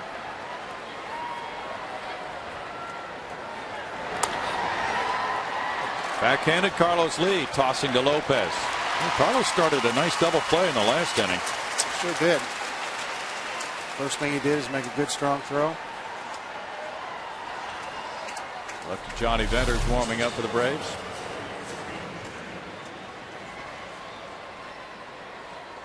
Big cat over there now. He likes it, doesn't he? Yeah, he does. Because he doesn't have to run that far from the dugout to the first. Freeman. Carlos is a social guy, too. On left field, there's nobody to talk Exactly. to. You got the umpire, the first base coach. Communicate with the guys in his own dugout. But I actually think he likes playing the position. He does. Came up as a third baseman. He's got good hands. Kind of playing in a no double situation right here at first. Carlos has moved over towards the line. As you well know, too, Baggy, if you take an outfielder and bring him into the infield, things are so much quicker there. A little bit faster. Not everybody can do that. No. Lance was the same way. He was so happy when I retired, so he could get out from left field. That's true. 1-2 to Freeman. Freeman unhappy with that Gary Darling call.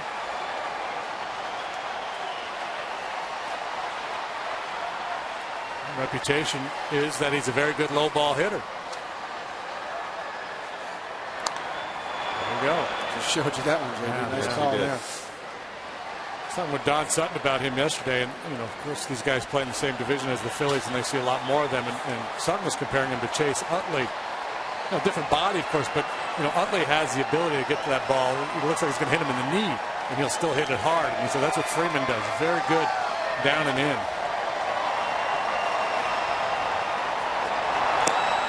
And he lunged for it and struck out. 2 outs.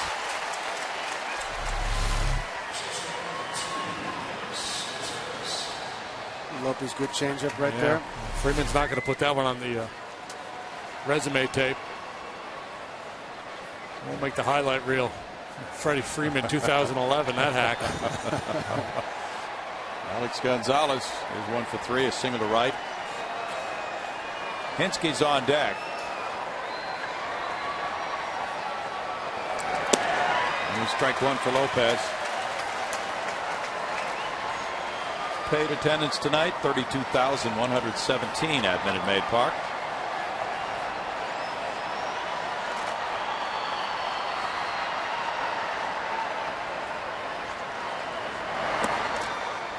One and one.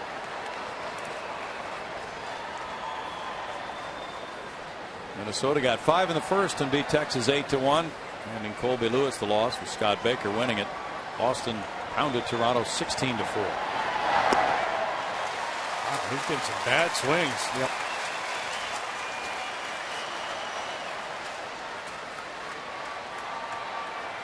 Pence, Lee, and Keppinger are due up in the Houston 8th inning.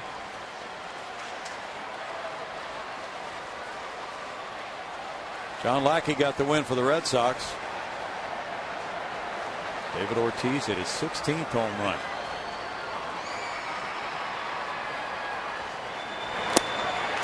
Swing and a miss, and that ends the Braves 8th. 2 strikeouts for Lopez. A lot of movement on his pitches, and the game stays tied 2-2.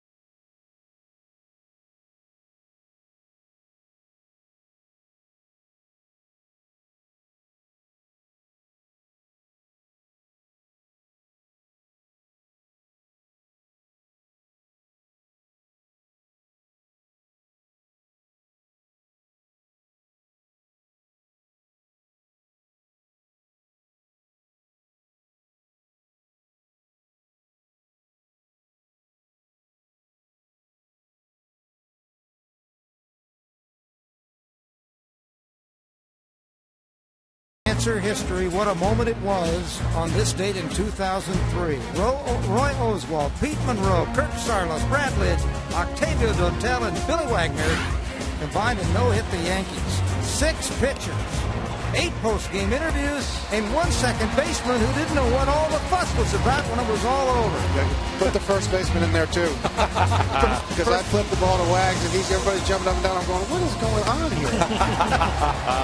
Well, that makes 2 of you. You and Jeff Kent both didn't know what. Well, you know, Jeff Kent would. Understandable, though, the way that no-hitter unfolded with 6 different pitchers. That was fun. That was fun.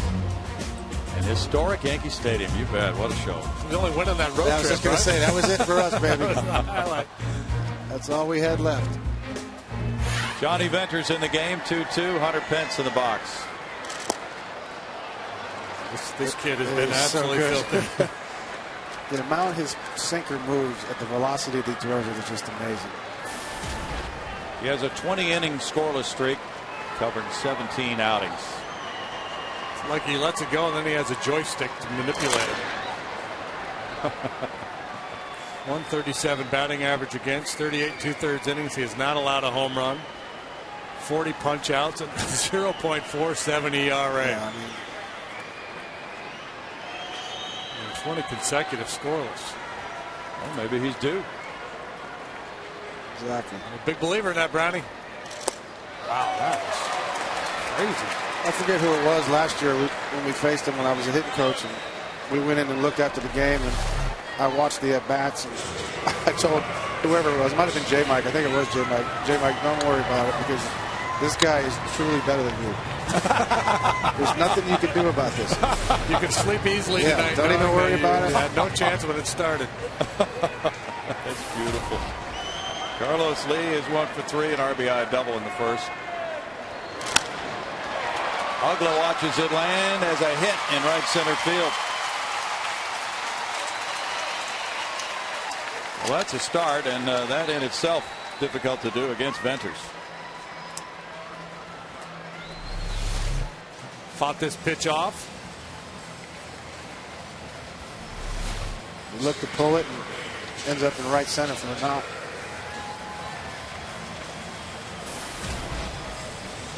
Venters has 2 saves and 3 opportunities, but primarily he's a setup man for Craig Kimbrell.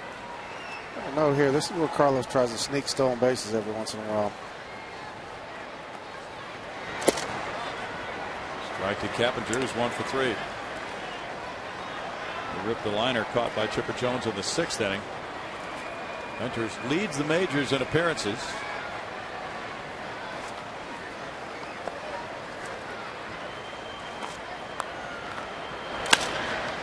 Gonzalez to his right, gets the feed, and Ugla turns it in the dirt. Freeman digs it.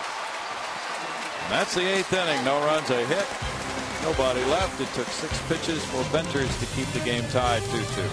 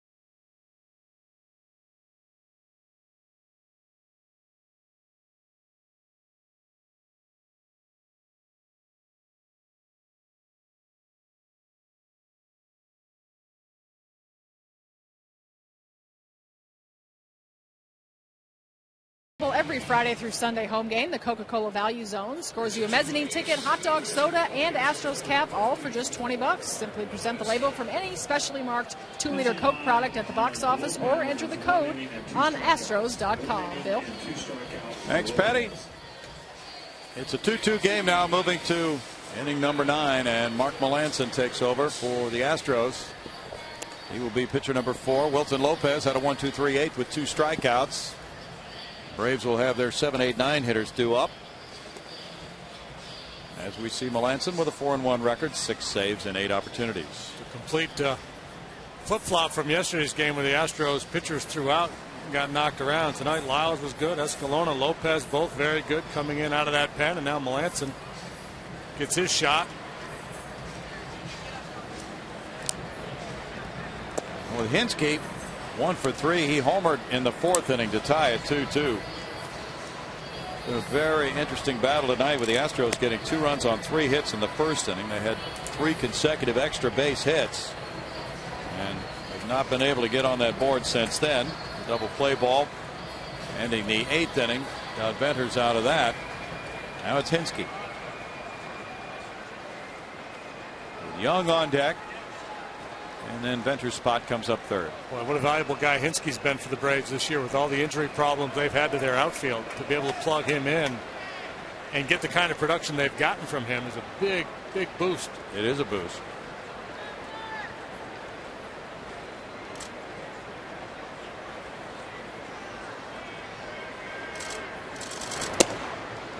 Ball 1 upstairs. Melanson worked a scoreless inning last night, giving up a hit through only 13 pitches in that inning. Craig Kimbrell, the Braves closer, is warming up.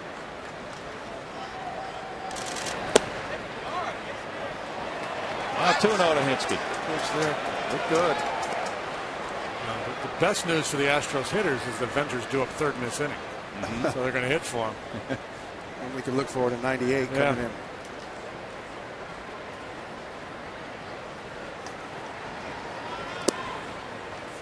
Two balls and a strike. It's not easy to do right there, just to take, after you've already hit a homer, you take a 2-0 fastball right down the middle. Maybe he knows something I don't.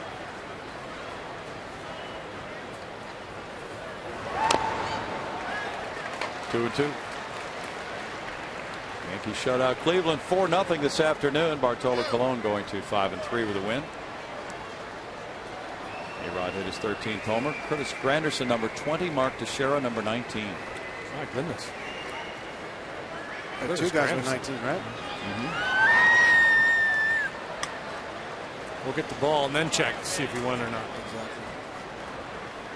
3 and 2. Battle for first place in the Central. Brewers Cardinals playing this weekend. Milwaukee won last night. Lead 5-3 tonight. Bottom of the 8th. Lance hit another one. 16. 16. Weeks hit number 12, and Prince Fielder hit number 18. Fielder's been on a bit of a roll here.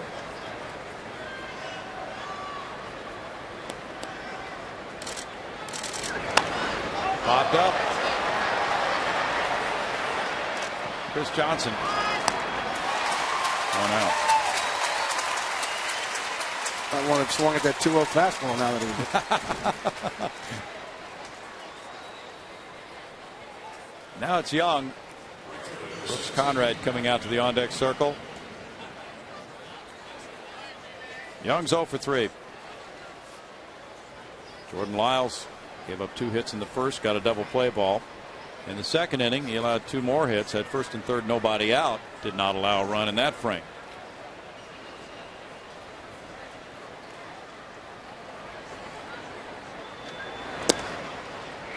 Strike 1 for Melanson.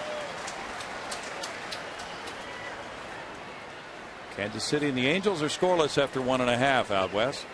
Felipe Paulino going for the Royals. He's pitched well for them. Into right field. A hit for Young.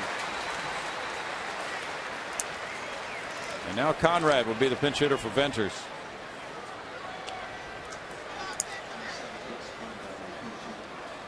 Venters in 1 inning, allowed 1 hit, no runs, had 1 strikeout. Conrad, the former Astro farmhand, brings some pop to the batter's box. Scott Linebrink and Craig Kimbrell are working. Liney's closing in on a complete game. He is. He's got plenty of work out there tonight. Yeah, he has.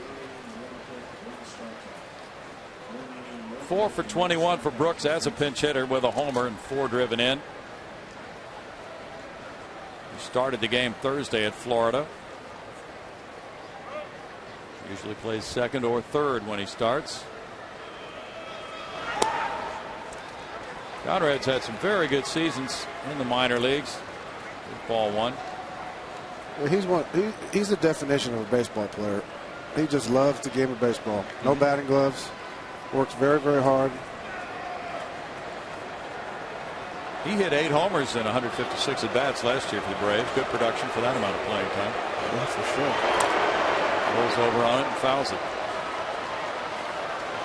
1-1. Brooks went to Arizona State. Hit 24 homers at Round Rock in 06, driving in 94 runs that year. He was the team MVP the year before. Wow, look at this. Braves fans have got the chop going, and the Astro fans are trying to shout him out. I haven't seen that in a while here. That's fun. That is fun.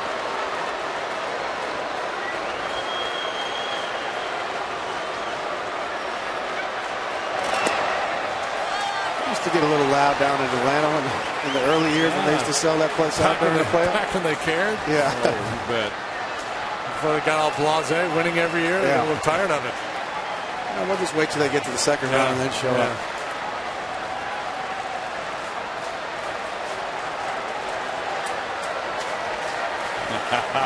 Fans with their different chants right now.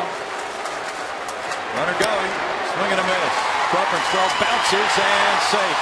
Barnes thought he had. Yeah, he did. He got him. Safe initially came off the back. Barnes stayed with the play. And to his credit, Bruce Dreckman, the second base umpire, did as well. Big, big play. Yes, it was. That foot comes off. Yep. Trying to push his way back to the base. The backward swim. That's what happens when you're 5'3". You know, you don't have enough length to stay on the base. 3-2 now. Crawford's throw skimmed in there, and Barmes did a nice job.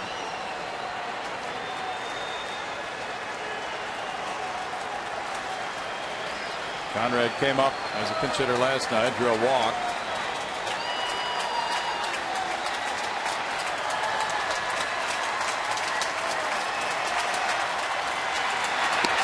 He got him looking. In the ninth, no runs a hit. Big play at second base. The game stays tied. 2-2, bottom of the ninth next.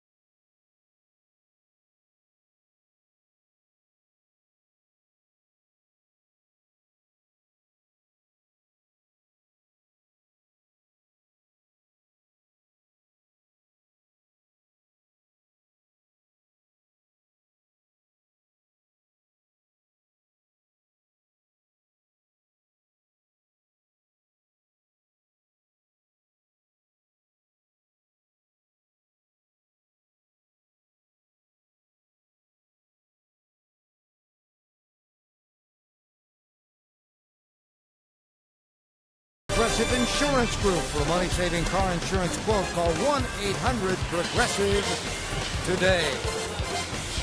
And on this special night for Bill Brown, even he doesn't want extra innings. He wants the Astros to win it in the bottom of the frame. Take it away, Brownie.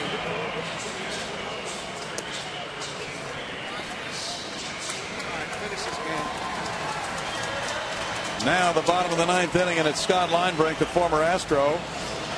And it's tied 2-2 as he comes in with a 3.97 ERA. Well familiar to Houston fans. He was in last night's game. And Scott worked a hitless inning, walking one, fanning two. Greg Biggio just stopping by to say hello. He sat down in his chair, and I thought it was you. I got you early, too. So we've got, with all this karma now, the bottom of the ninth, the black shirts and everything, the bottom of the ninth has to be good. We got to get you a game-winning call, Brownie. Oh, God. On Brownie night. Exactly right. Chris Johnson leads it off against Linebrink.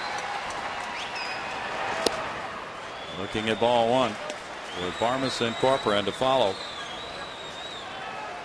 And the pitcher spot would come up.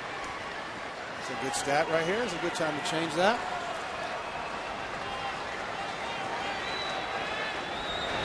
You get Liney to hang a splitter. That would work. That's a pretty good fastball, boys. A nice career. He really has. Working on 10 years. Super guy, too. Astros have 5 walk-off wins this year. Oh. Into the seats, yeah. Oh. That could have been it.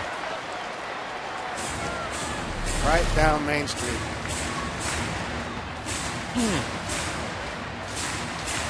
CJ can't believe it. Look at him. Lucky George Sherrill's warming up. The good news is they might have tricked him into getting another one of those things. Might have.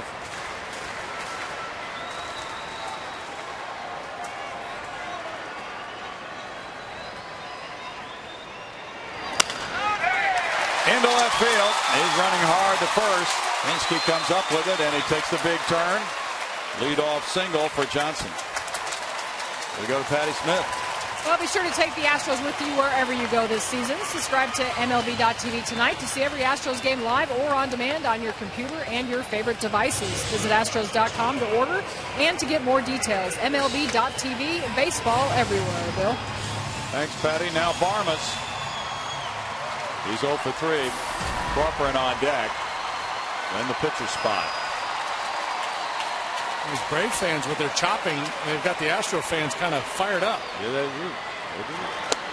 Showing bunt, taking strike one.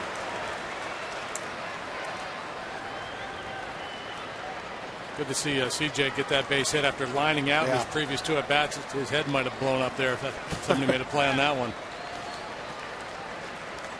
Long look down at Dave Clark by Clint Barmas. Clint does not have a sacrifice bunt this year. Last sacrifice June of last year. Takes it in, and it's 1-1. Brandon Lyons warming up for Houston. Good situation right here. If Bougie wasn't playing, he'd be pinch running for CJ right now, but we don't really have anybody that has that much more speed to stick him in there. Maybe Downsy does a little bit, but not enough to make a difference.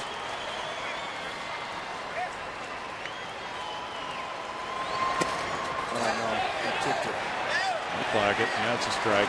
1-2.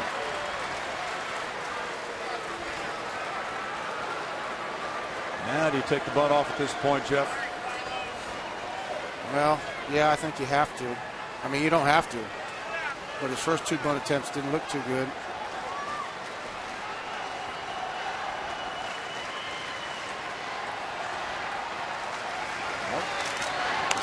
Pushes the bunt toward Freeman, but the pitcher Linebrink comes over. Very nice.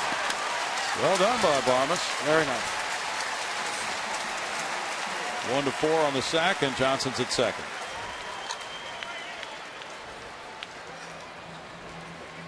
Corcoran got the infield hit in the 7th. Off the glove of Conrad. A well hit ball after striking out twice earlier. And Matt Downs is in the on deck circle.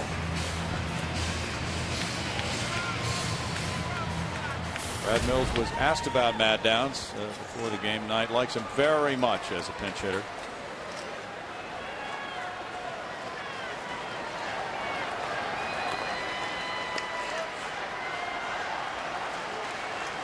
Braves outfield shortened up one. The pull side, Young especially in right field. Liner foul. Just going to say it, Jimmy. Got a guy on second base who doesn't have real good speed, so thinking, I guess, shorten up a little bit and have a chance to make a play on a base hit. The danger, of course, is if he drives one over your head that you otherwise would have caught, ball game over. Young has really good speed out there in right field, as does Schaefer, the center fielder.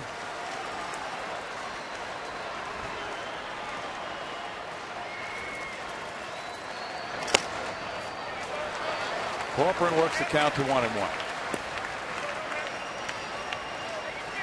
Carlos was born in Puerto Rico, went to Lake City, Florida Community College. This was his 9th minor league season when he was called up.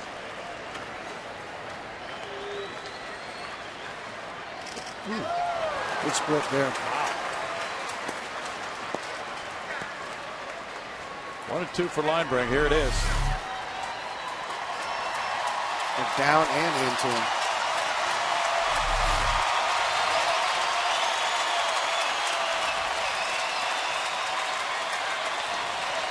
What a spot this would be for a first Major League RBI for Carlos Corcoran. Fly ball to left. Hinske. 2 outs. Now it's Downs. Now pinch hitting for the pitcher, Mark Melancon. Pretty good swing on a pretty good pitch. Ball's down. Yeah.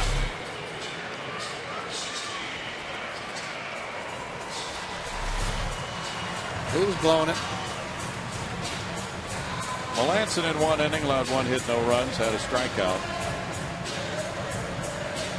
Lyon is warming up with the possibility of extra innings existing. Downs is 5 for 14 with a pinch homer, 5 driven in.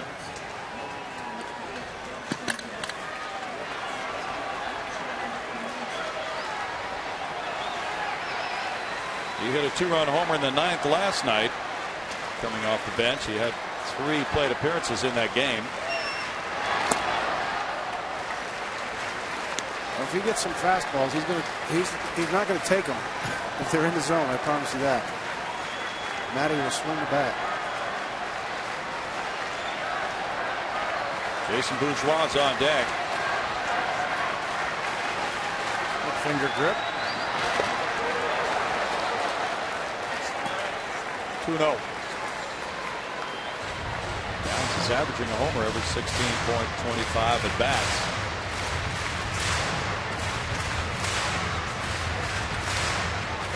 Braves have played a ton of close games lately. They swept a 3-game series at Florida before this one. Scored a total of 7 runs in those 3 games.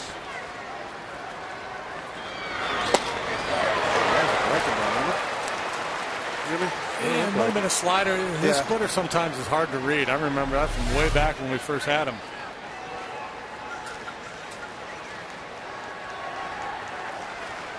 Two and one.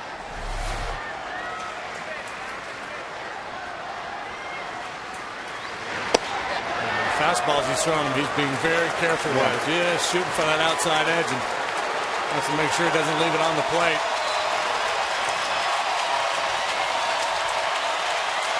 I think it'd be a bad move for Linebrink to get too aggressive with this 3-1 pitch. I think he's got to try to paint that corner again or go back to the split finger pitch. He's got a base open. As a pitcher, you get into this kind of a count and you got a base open. You don't want to give in. If you end up walking, start fresh with the next guy.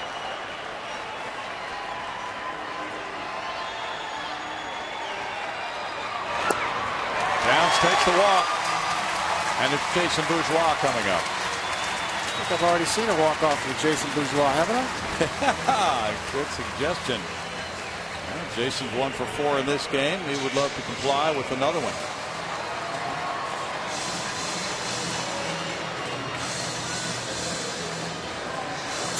Roger McDowell is the pitching coach. McDowell out to the mound. take a look at that walk-off.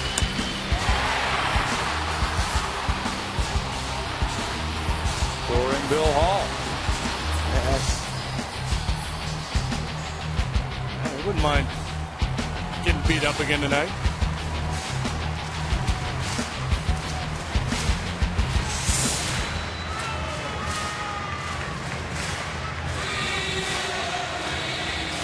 Bourgeois starting this game when there was a left-hander Minor on the mound, now facing line break with 2 men on and 2 outs in the bottom of the ninth. He singled in the 7th inning off the lefty O'Flaherty.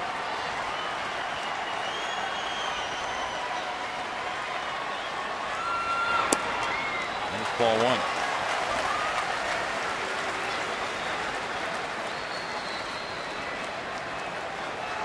Bourgeois is facing line break for the first time in his career. Base hit right here, Brownie. That could be it, but it goes out to Hinske and almost. The power of suggestion. Looked like it might work, but it's no runs ahead. 2 men stranded. Extra innings tied it 2.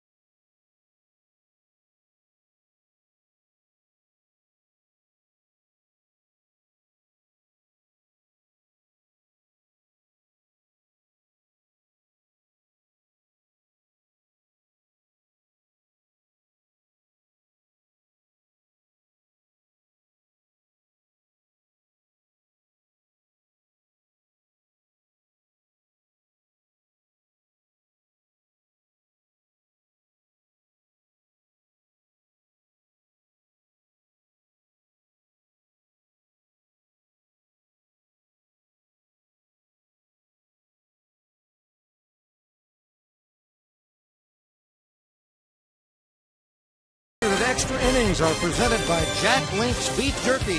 Feed your wild side. Astros have a new pitcher on and tell you about it. And to get us through the 10th inning, here's Bill Brown again. Thank you very much, Greg. Now 2-2, and the Astros play only their 3rd extra inning game of the season. Brandon Lyons in the game for the 10th. He's 3-2 with 4 saves and 8 opportunities, and an ERA of 7.30. Back from rehabbing the slight tear in his rotator cuff. And back into a pressure situation. Brad Mills wants to ease him back into the closer's role. No easing into anything in a game like this. Yeah, that's unfortunate. You know, you're trying to pick your spots, but when you get into a game like this, it's nice to have a veteran with his experience out there.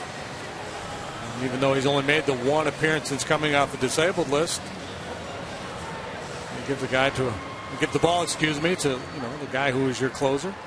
Had a nice year last year, struggled early this year, of course, but the injury a big part of that. Last night allowed 1 hit. It was a home run by Chipper Jones. Leading off the 10th inning is Jordan Schaefer. Schaefer is 1 for 3 with a sac bunt. Both these teams playing small ball in the late innings, but not able to cash in. Schaefer got the bunt down in the 7th. That was the inning where they turned that 3-6-1 double play. And the Astros with the sacrifice by Barmer's last inning, not able to get that run home. Not to say the sacrifice is a bad play in those situations, but there's so many people just, it's a slam dunk, automatic. You always got a bunt. More than one way to do it. Strike for Lyon makes it 2-1. The Braves are playing their 14th extra inning game of the year. They are 7-6 so far in the first 13. Round to bunt, he takes it. That's a lot, eh? Yeah, 14 extra inning games already. Just checking, they were tied for the Major League lead coming into tonight with 13. Two other American League clubs had 13, Kansas City and Oakland. That's a ton of extra inning ball games. In fact, there was a story the other day. It's a record pace in the majors for extra inning games. Liner into right field. Schaefer leads it off, and the Braves have a base runner for Ugla. Doubt he'll be bunting. Just never know. Hit number 10.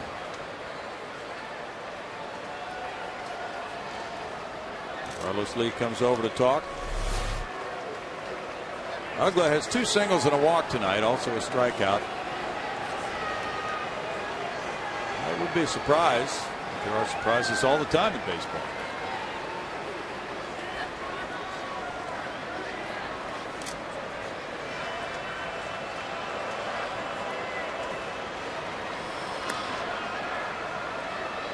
Ugla does not have a sacrifice this season. Scott Proctor and Craig Kimbrell are warming up for the Braves.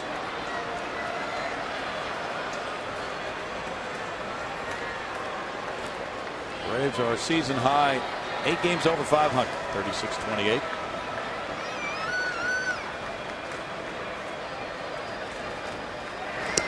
Now, Ugla, not a prototypical number 2 hitter. He's a guy who usually hits more in the middle of the order, but struggling the way he is this year. I imagine Freddie Gonzalez thinks, well, if I put him in the 2-hole and we get a speedy guy on, maybe he'll see some more fastballs. I got dangerous hitters coming behind him, so he'll get challenged more. He'll get more pitches to swing at. So it's more of a, trying to manage the player, putting him in a situation where he can have success, as opposed to a guy who is suited for the 2-hole, kind of like Derek Bell here years ago. Well, that was a good point, because Bell loved hitting in front of you, baby. Yeah, he did. He did a pretty good job of it, too. He did. 2 balls, no strikes. Brad Arnsberg out to the hill. With the Phillies winning over the Cubs 7-1, Braves need a win to stay 2 games out of first. Astros fighting hard for this one. They want to be able to get out of this top of the 10th inning and then get Bourne, Pence, and Lee to the plate in the bottom half. This is an important outing for Brandon Lyon, and it's probably not fair to say that because it's just, again, his 2nd time since coming off the disabled list. But the way things had gone for him before he went on the DL, he get on a little bit of a roll, have some good things happen.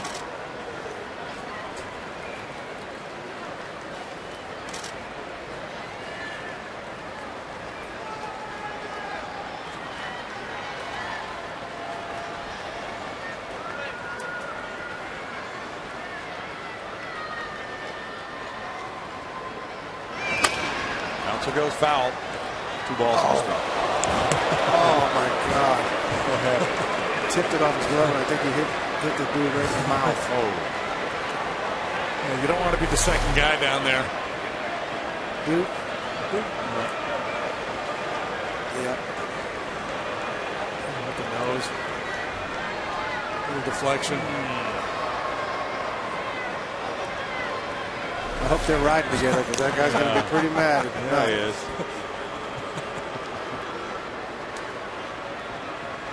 Dude, I'm just envisioning like it's the father-in-law or something. Yeah, hey, here's what your dad did to me at the ball game tonight. Taking it off.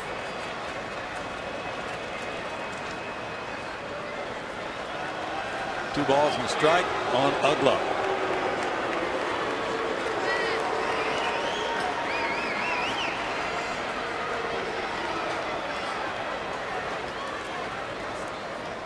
Anthony Rizzo just hit his first major league homer for San Diego. Washington leads it 2-1 in the 5th. Now 2-2. Rizzo just 21 years of age, had monster numbers down at AAA. Padres got him in the Adrian Gonzalez deal with the Red Sox. You think he's in the dugout telling those guys, hey, what's the deal with this Petco Park? It's a bandbox.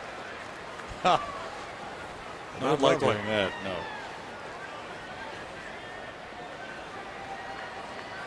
That is a big ballpark. Oh.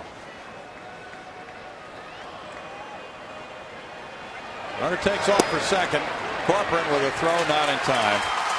Stolen base by Schaefer. Pitch was ball 3. The count's full. A big high leg kick. Yeah. And he has a slide step too, so I just didn't go with it on that pitch.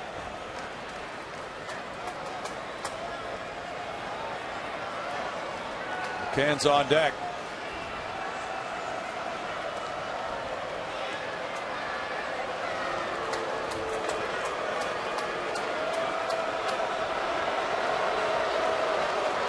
The Tomahawks again. Yeah.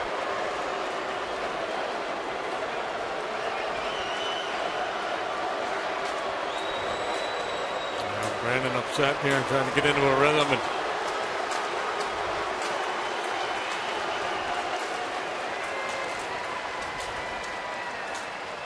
new battery mates working together here. For the first time in the 10th inning of a tie game.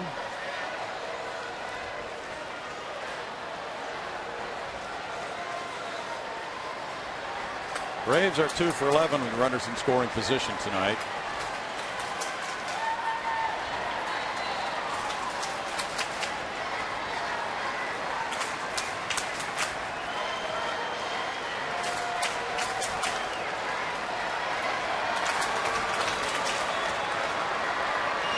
Ten hits for Atlanta, 8 for Houston.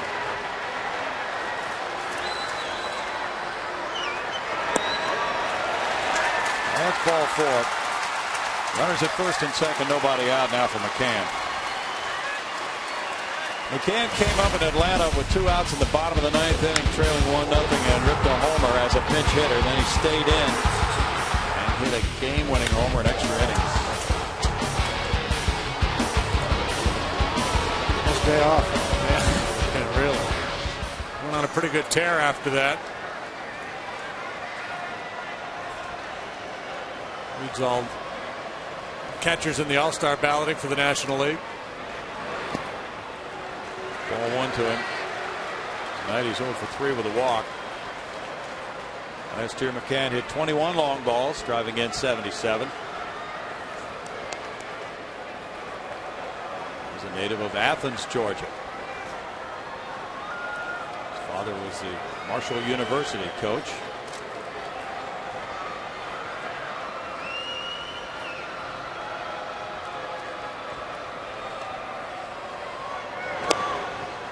Hayward from Georgia too. Yeah, he's right from the Atlanta area.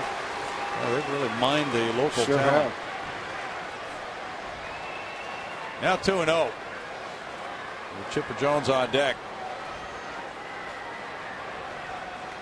Lyon had just a couple of really quick innings in his minor league rehab assignment.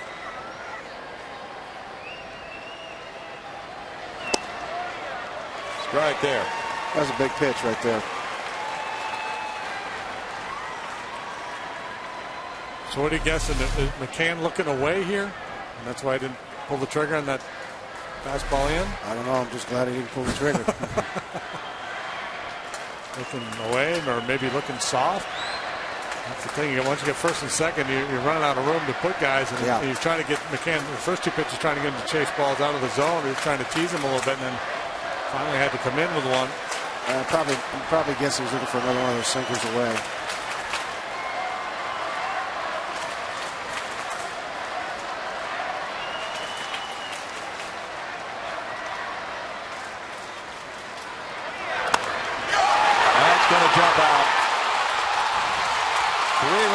By McCann, and he's done it again in a clutch situation to the Astros. Home run number 8 for Brian McCann makes it 5-2 Braves in the 10th.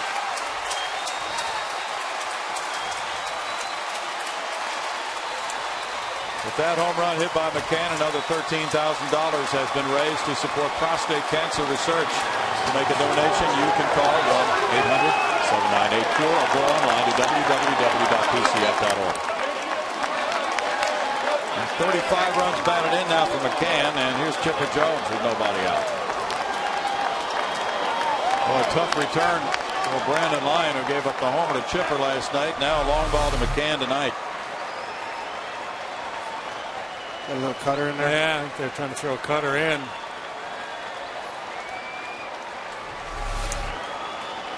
Single by Schaefer, a steal, a walk to Ugla, now a 3-run bomb.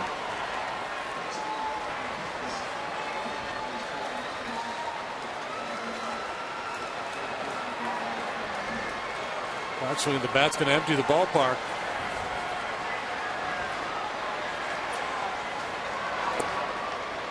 Chipper takes, and it's ball 1. That is the 500th run batted in for McCann in his career.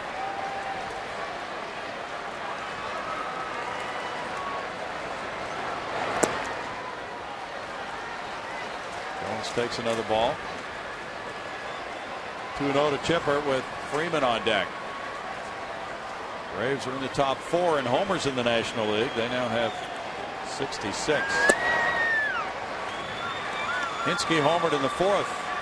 4 of their 5 runs have come via the long ball tonight.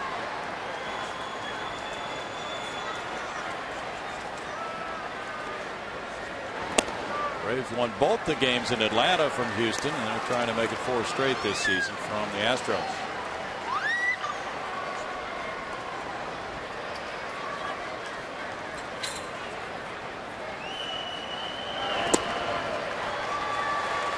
Now 3-2. 8 home runs allowed by the Astros in the last 3 games.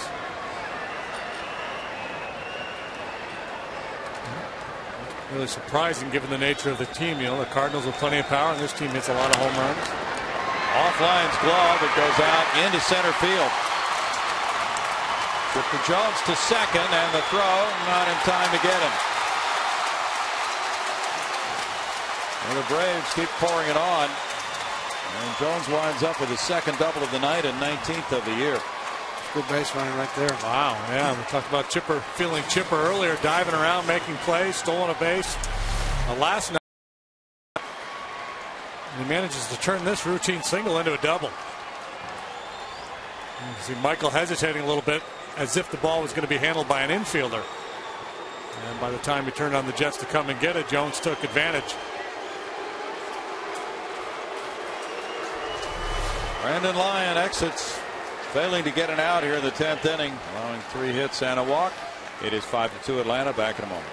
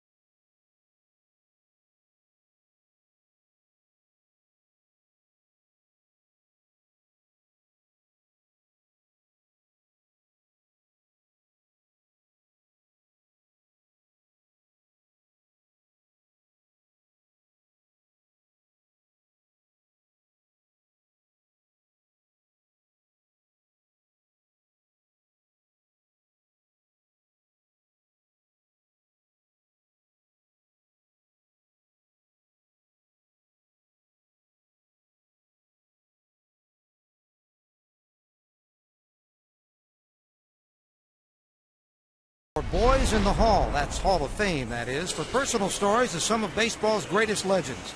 This week we focus on Frank Robinson. Boys in the Hall, Sundays presented by Subway, where winners eat. The Astros go to the pen again. Bill Brown will tell us about it. Thanks, Greg. It's Fernando Rodriguez coming in. He's 1-0 with a 3.52 ERA for 6 games with the Astros, and in 7 2/3 innings. He's walked 2 and fanned 12.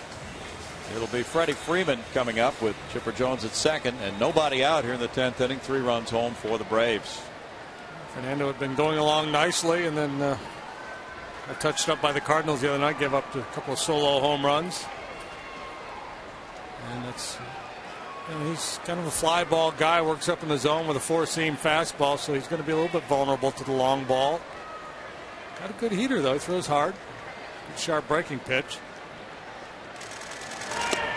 That one almost got by Corcoran. It's ball one. He's got a pretty good hook, doesn't he? Mm-hmm. Yeah, sure does. Terrio and Berkman went deep off him Thursday night. He had a couple of scoreless innings against Arizona here in his Astros debut. May 28th. Got a win in Chicago.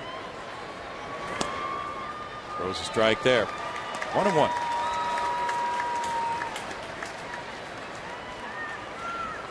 Tampa Bay 5, Baltimore 5. They're in the top of the ninth at Baltimore. Mark Reynolds has hit a couple of bombs, giving him 12.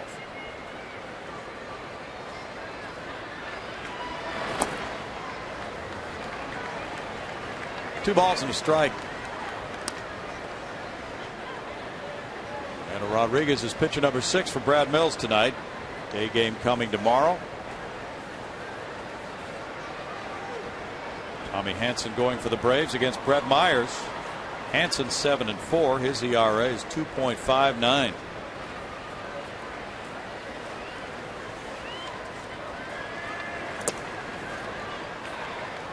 That's ball 3, and it's 3-1.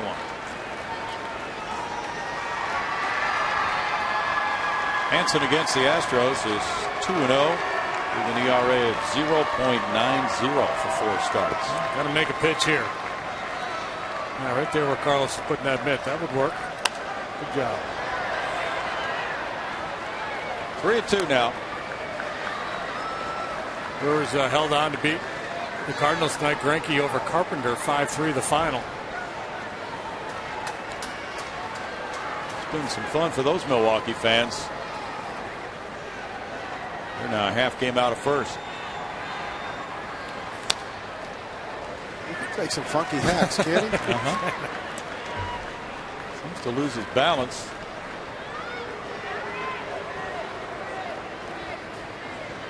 We've seen him on balance for some swings in this series that have been pretty doggone impressive.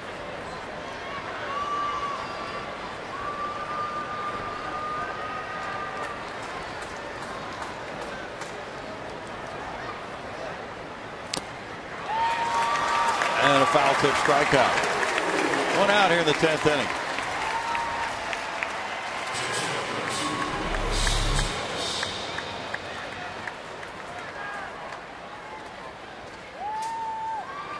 Alex Gonzalez comes up. Gonzalez singled in the second. He is 1 for 4. It's Arizona 9, Florida 5. They're in the top of the 9th at Florida. Ryan Roberts hit his 9th. Stephen Drew number 4. That's that curve you talking about. Yep.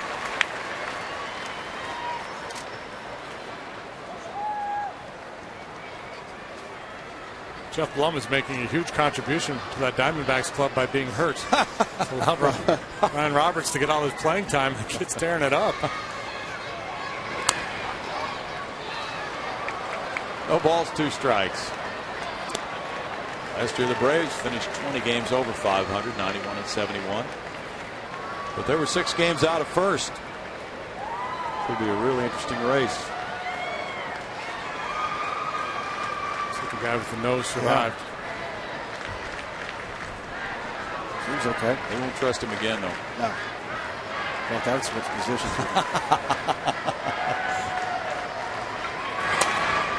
Fouled out of play. Oh, that would be testing a booth right there. Yes, it would have.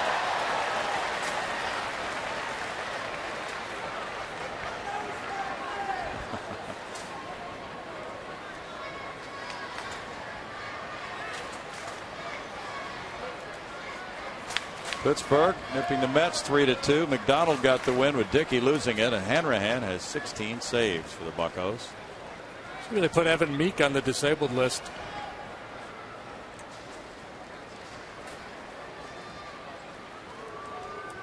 He was an all-star last year, wasn't he? That's right. That's right. Foul ball. Still no balls, 2 strikes. It's an exciting time of year, Baggy, with these kids getting drafted and signing. Oh, God. It's the biggest moment of their life, really. It really is. Fun to hear from that 18-year-old kid from Oklahoma last night. The Astros' second-round pick had just signed. He's heading for Kissimmee, Florida to start his pro career.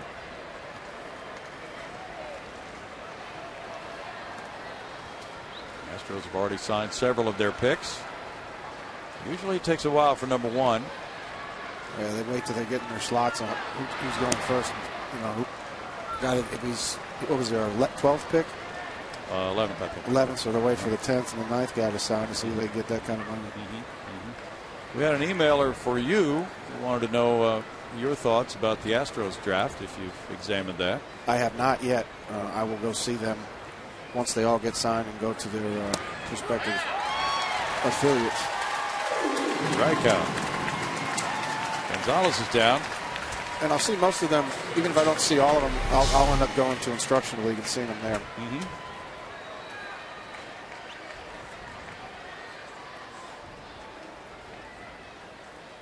Practice swing. 2 outs, and now it's Hinske. That's his way of telling the home plate umpire that ball was low. Yeah. I'd have to use a sand wedge to hit that ball. That's exactly right. That's the one as a hitter you think is low, but then you go back in the back room and you look at it and go, that's a pretty decent pitch. Hinske homered in the 4th. That one tied it at 2. And the Astros got both their runs in the first inning. They have been silent on the scoreboard since then. Braves have out hit the Astros 12-8. Houston is stranded 8 to Atlanta's 7 left on base.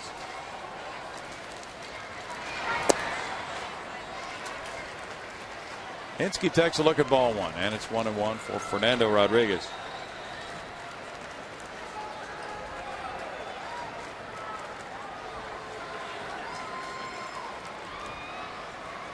The Braves have had some of their best clutch hitting against the Astros this season. That game in Atlanta with the 9th inning homer by McCann. There's a line shot into left field by Hinske.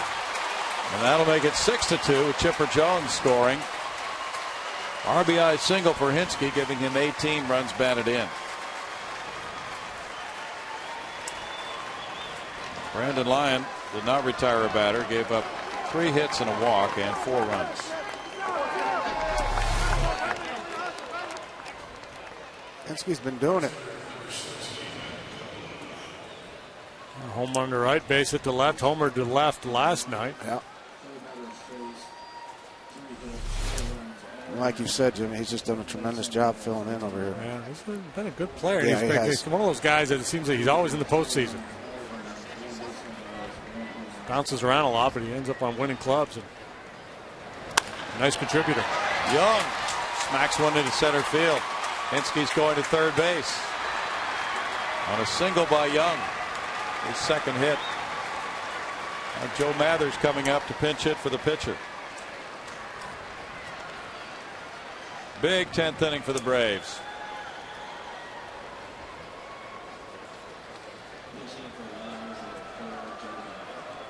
Joe Mather, the former Cardinal, is the pinch hitter for Linebrink. He can be the winning pitcher now after working 1 inning, giving up 1 hit, no runs, with 1 walk, no strikeouts. Mathers 2 for 10 in pinch hitting assignments.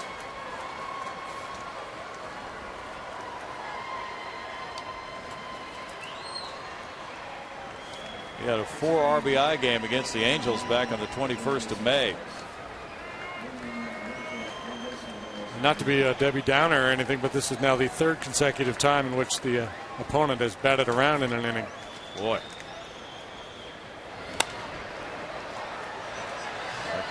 What will get lost in this one was the effort of Jordan Lyles, because there's been all this damage inflicted by the Braves here in the 10th inning. That will become the storyline, but let's not forget Jordan Lyles and what he did tonight. Awfully impressive performance from the young right-hander. Yes, very much so. Mather had a 2-hit, 2 RBI game against the Astros in Atlanta May 16th. When Mather had that 4 RBI game against the Angels, he was batting 9th. Became the first Braves player to collect 4 hits and drive in 4 runs from the number 9 spot since Lou Burdett in 1959.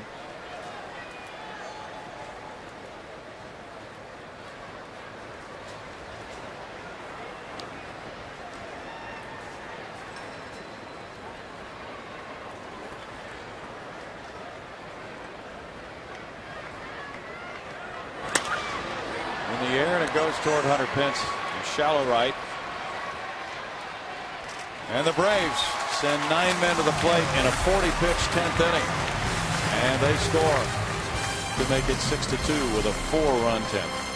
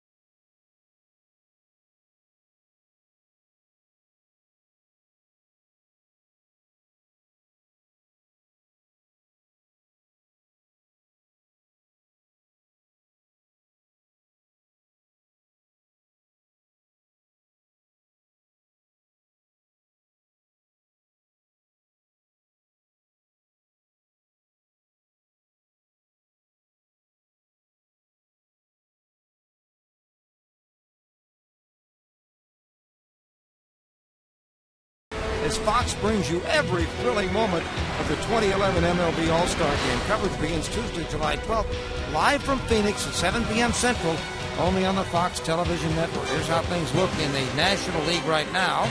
Polanco and Tulowitzki on the left side, Phillips and Albert Pujols on the right side of the infield, with Braun, Holliday, and Berkman making up the outfield. Brian McCann, well, we've seen Brian McCann. He is leading behind the plate. Let's get some votes, Astro fans, certainly for Mr. Pence. He needs a few, doesn't he? I think I put Matt Kemp out there instead of Holliday. Okay. Well, yeah, Holliday's missed a lot of games. Kemp is tearing it up. Joe Mathers in right field after pinch hitting. Matt Young has moved to left field, and the new pitcher is Craig Kimbrell, the closer. Young has moved, and Hinsky's out of the game. Michael Bourne just took ball 1 from Kimbrell. Bourne with a triple and a walk tonight. So he'll go for a career-high 13-game hitting streak in his next game after equaling his high with a 12-game streak with a hit earlier. Kimbrell with 18 saves and 23 opportunities. He's had a lot of appearances. And lately Johnny Venters has picked up a couple of saves, so Kimbrell could get a little bit of a break. Kimbrell just 23 years old. He's from Huntsville, Alabama. Went to Wallace State Community College. He got a save in Atlanta against the Astros in mid-May. Power breaking ball there. Sure was. 87-mile-an-hour hook. 2-2 for Kimbrell. And he's got the mohawk working too.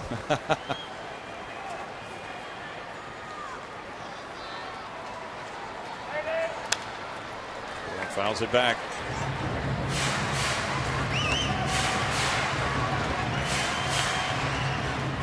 Kimbrell leads all rookie relievers in the National League. Strikeouts, 47. It's been O'Flaherty, Venters, Linebrink before Kimbrell.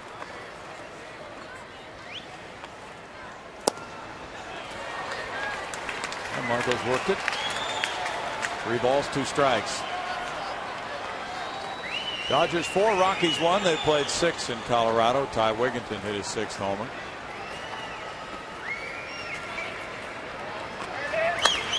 Michael up the right field line toward the corner. Hits one foul.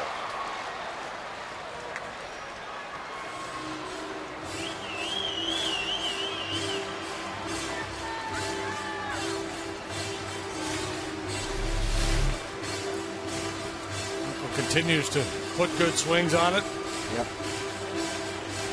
A home run shy of the cycle last night.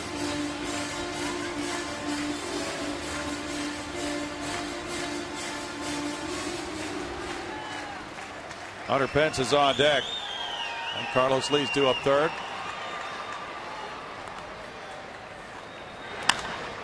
All the way. The Braves have 14 hits now to the Astros 8.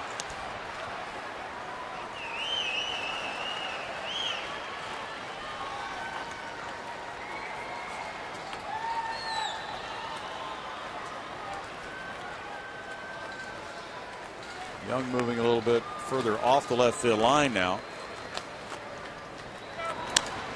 Warren fouls it back.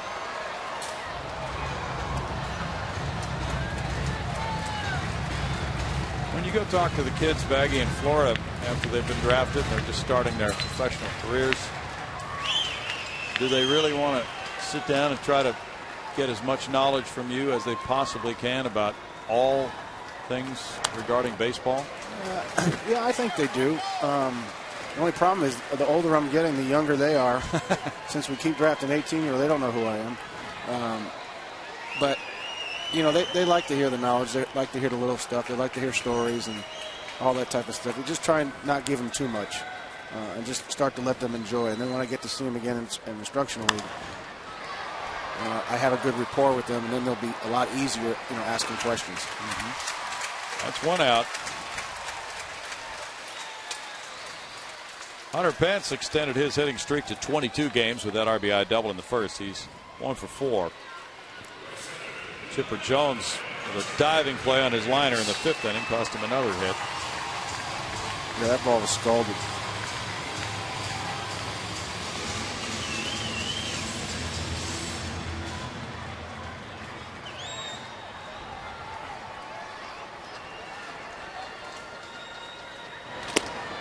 Inside ball.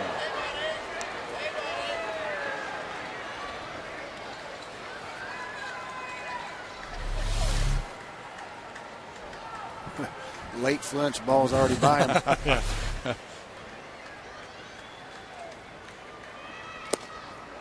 It's in for a strike, 1-1. 96 at the ribs, 94 on the corner. Yeah. They say hitting's hard. Line shot, right field corner. Hunter heads for second base with a 1-out double. Second double of the night, 19th of the year. He's just done such a tremendous job this year of staying behind the baseball. Should stay behind this and drive that ball that way. That's just not pushed over there. That's actually driven. True. He's done a great job.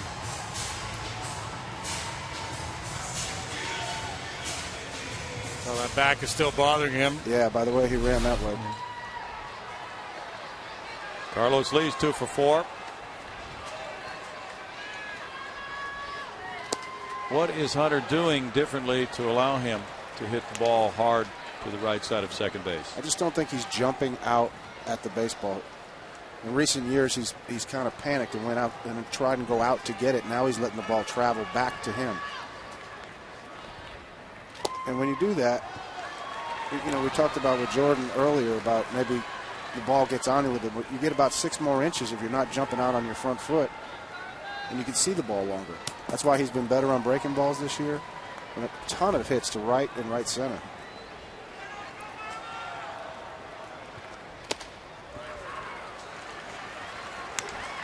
Two balls and a strike. Kepinger's on deck. So could this be kind of the missing piece of the puzzle for Hunter Pence, the final polish that he needs to jump to that next level? Well, sure doesn't seem why it wouldn't. If he continues this philosophy, you know, he's getting better.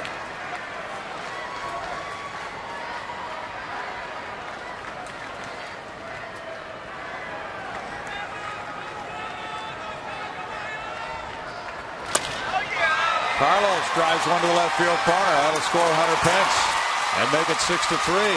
Lee into second base with an RBI double. His 3rd hit of the night. Double number 15. 34 runs batted in now for El Caballo.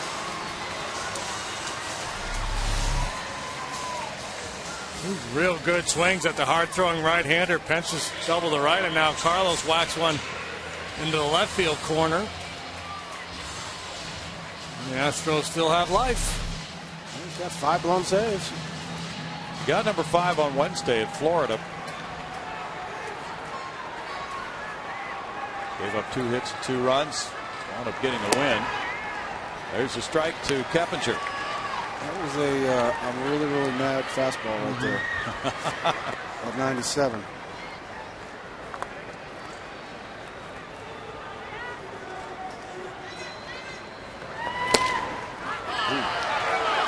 That's tough because it's 0-2 now.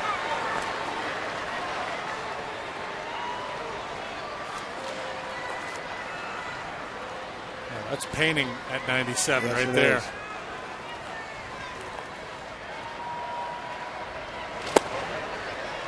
I'm sure Cap would agree with Fox track on that one. I'm thinking about 70% of the guys in the league are walking back to the dugout right now. Oh, Let's have to lay off the heartbreaking ball. Yeah. Down in the count. Talk about a guy who lets it travel. Yes. 2-2. Kimbrel, a 3rd-round pick in 08. Scott Proctor and George Sherrill are warming up now. Kimbrel's thrown 23 pitches. So if he's showing that he is going to lengthen this inning, and that may cost the use of him for tomorrow, Freddie Gonzalez might make a move. I think Freddie has to manage this game now just to win the game. If he feels like Kimbrel's the best option, he's going to leave him out there. But if he thinks Kimbrel's kind of lost it, then he'll make the move.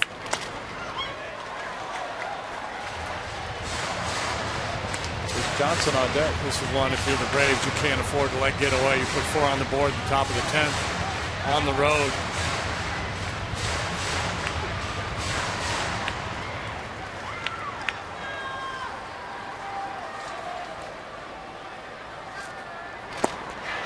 Strikeout, 2 outs. Chris Johnson got a hit in the 9th inning. He is 1 for 4. Boy, stuff-wise, that's quite the 1-2 punch Venters and this kid. Yeah.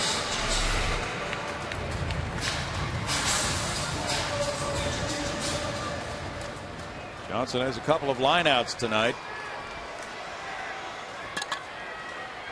Clint Barmas on deck. Strike to Chris.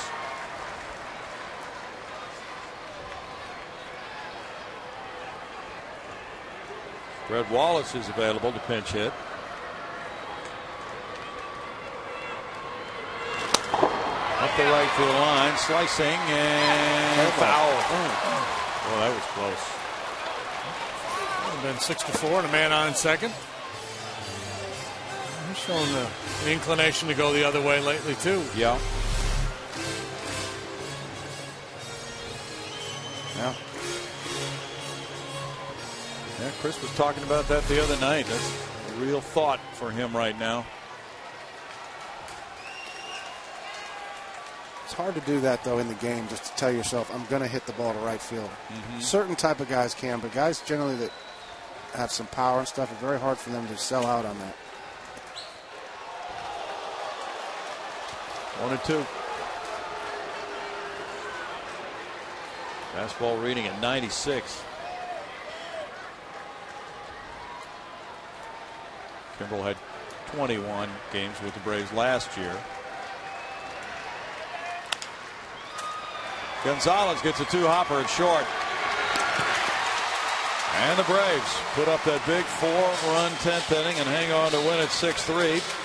They've taken the first 2 of this 4-game series, and they are 4-0 against the Astros this season. Final score, Atlanta 6 and Houston 3 tonight.